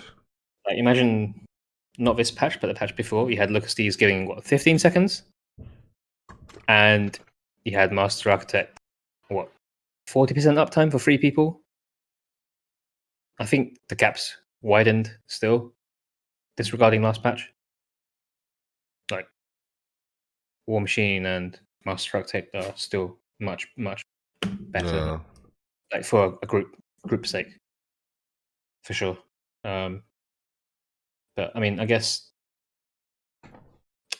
yeah, I don't know. Not keen on this set anymore. Yeah. We'll see, I guess. Vroll's command reduced the cooldown of major ages granted from this set to 21 seconds, down from 36 seconds. Okay, so I actually forgot to completely forgot to talk about this major ages thing. I don't understand why they nerfed it, because no one's using it. No one uses it, right? No one's using it. They should have just kept the old value, so it's like, oh, okay, well now I should maybe consider using Vroll's command or Automaton or... It's like, or what, Inventor's Guard or whatever, because it's the same value, but they did nerf protection, they did nerf minor meme, major meme. I just don't understand why they had to nerf major ages. Yeah, and I guess it also like mirrors Major Slayer. Like, they've always belonged as a pair. It's like, oh well, if Major Slayer's got to go down, then clearly it doesn't make sense. Major Ages has got to go down too. So yeah, I don't know. Doesn't make sense. Like, I don't find it attractive at all. If it had the old value, right, then maybe, right? I'd be like, yeah, maybe I can definitely consider it. Because if Alkosh is gone, guess what? Why not just throw on Major Ages? But I don't understand this. Anyway, increase the duration of the set to 12 seconds, up from 10 seconds. Yandir's Might, okay. Now stacks up to 10 times, up from 5, okay. I'm going to need a reminder on this set too. I know it's the new one from Kinds, but they changed it so many times in between, I lost track of what it is right now. So what it is right now is, it's a lot. Dealing crit damage grants you a stack of Giant's Endurance, up to 1 every 0.5 seconds. Each stack of Giant's Endurance adds 74 weapon damage and stacks up to 5 times. Completing a fully charged heavy attack removes Giant's Endurance and grants Giant's Might for 10 seconds, increasing your weapon damage by 111 per stack removed. Okay. Cool. So, with the changes, what do we have? So 74 times 10, that's about you getting like 740 weapon damage, right? If you stack it. And if you complete a fully charged heavy attack, that's 111 weapon damage per 10 stack. So that's... I think I saw in the patch notes they changed the number of stacks you can get. Yeah, 10. 10. 10. Oh, it's 10 from 5. To... Then they nerfed the damage stack per endurance. So 41 now. Oh my god. 630 from Might. So 410 weapon damage. Then when you release it with a heavy attack, it's 63 weapon damage per stack. So 630 weapon damage per stack. Or per heavy attack. If it weren't for the heavy attack condition... Oh no, something else. Well, maybe you can like just keep the stacks. If you kept the stacks, what is that? That's 410. 410 versus releasing it, which is 630. That's not actually that bad, is it? Yeah, can you fine. hold the stacks forever as long as you keep critting? Is that right? Yeah. But they also increase the duration too. Yeah, that's 15. One heavy attack every 15 seconds. That's still not keen on that, to be fair. But fixing the issue where Giants Might didn't have a cooldown, which made it possible to create a situation if it was already active and you heavy attack. You could get stuck in a perpetual state of getting 0 weapon damage. These increases in part to make up for the fact that bar swapping off the set causes you to lose all the stacks, which is intended. Okay. You have to have it on 5-piece body. Okay. Let's see. Lady Thorn. Sanguine's burst, major meme now lasts 8 seconds, whatever. Reduce the cooldown per target to 20 seconds, down from 30. That's decent damage, right? Yeah. I mean, I guess it's not what it's used for, let's say, but... Pirate Skeleton. God, they changed this set so many times. Fix numerous... okay, whatever. Remove the proc chance, okay. Increase the duration of all effects to 15 seconds, up from 10. Increase the cooldown, okay, whatever. This set now applies minor defile to you, rather than major defile. That's actually pretty significant. That's nice, right? Yeah, it's pretty nice. Scourge Harvester. Increase duration, reduce the tick frequency. Okay. Total healing from this set is now 7,490 over 6 seconds, rather than 5,715 over 4 seconds. Fix an issue where the major vitality granted from this set could persist longer than the beam did. Vycosa. Oh, now we know where the major coward is from. Okay. So that's okay. All right. Okay. This set now applies major cowardice to enemies rather than unique debuff to prevent situations where you can reduce a target's weapon and spell damage to 0, causing them to deal no damage. This probably is referring to PvP, this part. Because I, for hell, never got a boss's weapon and spell damage 0. If I did, I want to know about it. Yeah. So that's the major cowardice. We get the minor cowardice from... Up to a 50% uptime. Yeah. Increase the duration to 8 seconds or from 5. Increase the cooldown. Pretty good. So major cowardice, was that about 400 and something weapon damage? 430. 430, okay. 430 plus 200 something from minor cowardice, plus weakening, that's over 1,000. And what was like the previous value for Vycosa? 200-ish weapon damage and spell damage. If I'm right. Oh, it's 20%. 20%. I think that translates to... there's some theory crafting. I think someone in ESOU Discord posted the numbers for it. But cool. Okay. Yeah, that's about 200-ish. Alright, yeah. Maybe. I don't know. Zahn fixed an issue where the set was not properly labeled as a proc. What? Okay. Ability altering weapons. Oh, it's the Asylum stuff. Yeah. Fix an issue where the visuals for the set's proc did not display. I am totally going to use this now. It's such a bad set. That's what you want. That's what you want. It's so bad. So good. Now you can see the visual effects for the set's proc. Come on, bro. To be fair, the sound. I do love the sound of that set. Yeah. It's good. Mender's Ward. Increase the duration of major vitality granted from this set to 4 seconds, up from 2. That's good. That's really good. the hell is this? This is Blackroot's Prison Resto, right? Yeah. When you spam ward and no, whatever. Fun. And is that it? Oh, did they nerf dungeons? Levitate will no longer have the chance to trap your ceiling. Yeah, I don't think they did anything with the dungeons. Events and celebrations, Undaunted Celebration. Yeah, I think we're approaching the end. Maybe. How's that journey? Maybe. You know, I think this is my first ever appearance on a live stream. True. It's been a pleasure. It has been a pleasure. Fun. So, closing thoughts, I guess. Closing thoughts. I'm optimistic. Okay. Optimistic on the whole. I mean, I just want to go back and look at that ice staff blockade thing because. Oh, we can look at it right now. We can look at it right now. True sour note for me. I think the rest of it, I'm I feel like it's quite reasonable, quite happy with. But the frost version of this ability now applies a damage shield to you and 5 nearby group members to absorb projectiles. Me. I don't know. Maybe I'm just overreacting because I like wardens and stuff, but I don't know. I mean, it's kind of useless, right? Well, I mean, I'm just trying to think of a fight in PvE where you absorb projectiles. Like actively casting this skill to. Yo, I got it. You have 8 Stamcrows, 1 tank, and then the other tank. Oh, yeah. Okay, you face Rakat towards the group. All right, and just spam wall for that shield, dude. And when Rakat guns, everyone gets a shield. You get a shield. You get a shield. Everyone gets a shield. Why not, dude? Let's do it. Raptors Bezel? No, it's useless because we don't even need. Okay, so you guys will see soon. I'm gonna be streaming VHoff soon, but we don't need Beckoning Steel right now. We don't need Beckoning Steel. Beckoning Steel reduces the damage done by projectiles by 10%. We're not using it. It's just I don't know. The Venom injects, bro. We don't need Beckoning Steel. Why would we need a shield? I don't know. Apparently, we skipped the miscellaneous non-set stuff. What the heck is that? I don't know. Saw a comment in your chat. Miscellaneous. Oh god, it's probably towards the end. Miscellaneous item sets. Where? I don't know. Is this? Fix the crash. The Stadia stuff. Stadia stuff. There we go. All right, sure. Upgraded the shadow quality on the Stadia game client. It's kind of messed up. That Stadia is capped at about 30 FPS, right?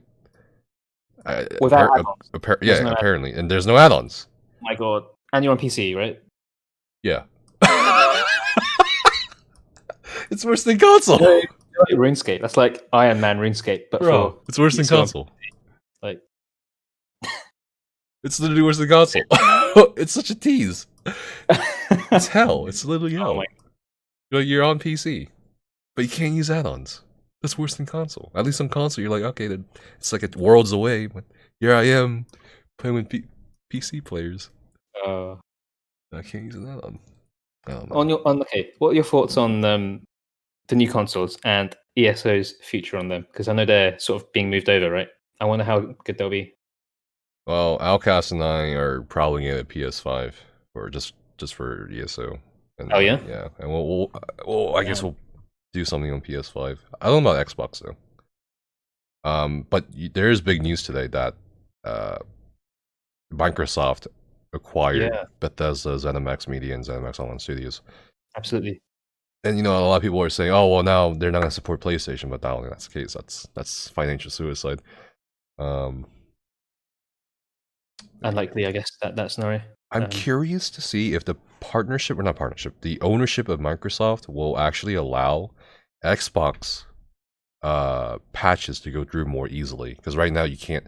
A lot of people keep asking, well, why does it take so long for them to push an incremental patch to console? Well, there's a process to it. They're not. Right, they're not owned by Xbox, or they're considered third party, or ZOSs. So there's obviously a process, right, to pushing the incremental patches. Right. You get approved, you get whatever. But so, if Microsoft owns them, then you know what I mean? Add-ons, question mark? Yeah, I mean, maybe. Also noticed the gap between PC and console now is only 1 week though, right? 2 weeks. 2 weeks for releases. Incremental patches are I don't know. I've seen it's 1 week because the Markarth, it's the 2nd on the PC and the 10th on console. And the same for Stonethorn as well. There's only a 1 week gap. So, I mean, if anything, that's a slight Game bonus. Pass options. It's 1 week now, according to Stadia, because of Stadia. Because of Stadia, right? Okay. Wow, Stadia, man, it's the pioneer, dude. The bridge between console and PC, right there. Oh god. Yeah, I think that's it though. So when's your raid starting? In less than 20 minutes. Oh god. Is your character ready? Are you the guy who needs like 2 hours to prepare the character? Or No, I prepared it yesterday. Last night. I still need to farm a couple more pieces. Yeah, but that's about it. I mean, I'm looking forward to the next patch. Honestly, I am. Is this your first VHOF raid? No, this is like your third. Third? Okay. Yeah. Fair. And you were in Mall before, right? Yeah, we were in Mall testing some stuff. Yeah. So you guys got the cool Zarge kill. No cleanses. Yeah, that was wild. And we found a couple other stuff out, which is kind of broken, but we'll leave it at that. I don't know. Okay, I don't know. Okay. Don't know about what? Story for a rainy day. Yeah, story for a rainy day, dude. Okay. Skinny Cheek said new dummy pen value is 3,212 on PTS. It's updated for 28. Is that accounting for major and minor breach, the new values? Yeah, probably. It looks like it. 3,212. That's. Yeah. Yeah. Cool, man. You know, it's like almost 2 a.m. my time. And thanks for dropping by, dude. So much fun talking to you on stream. That was a lot of fun. And it was really fun to go through them blind. Usually, like, I feel like it's half a chance that, you know, I've been busy today. I've been like driving around London in my van, picking up beds and shit. So I haven't really had time to look either way. But it's been. Shit, that's what you want. Yeah, dude. It's been fun. Let's do this again sometime. Yeah, we should do it for, I don't know, anything.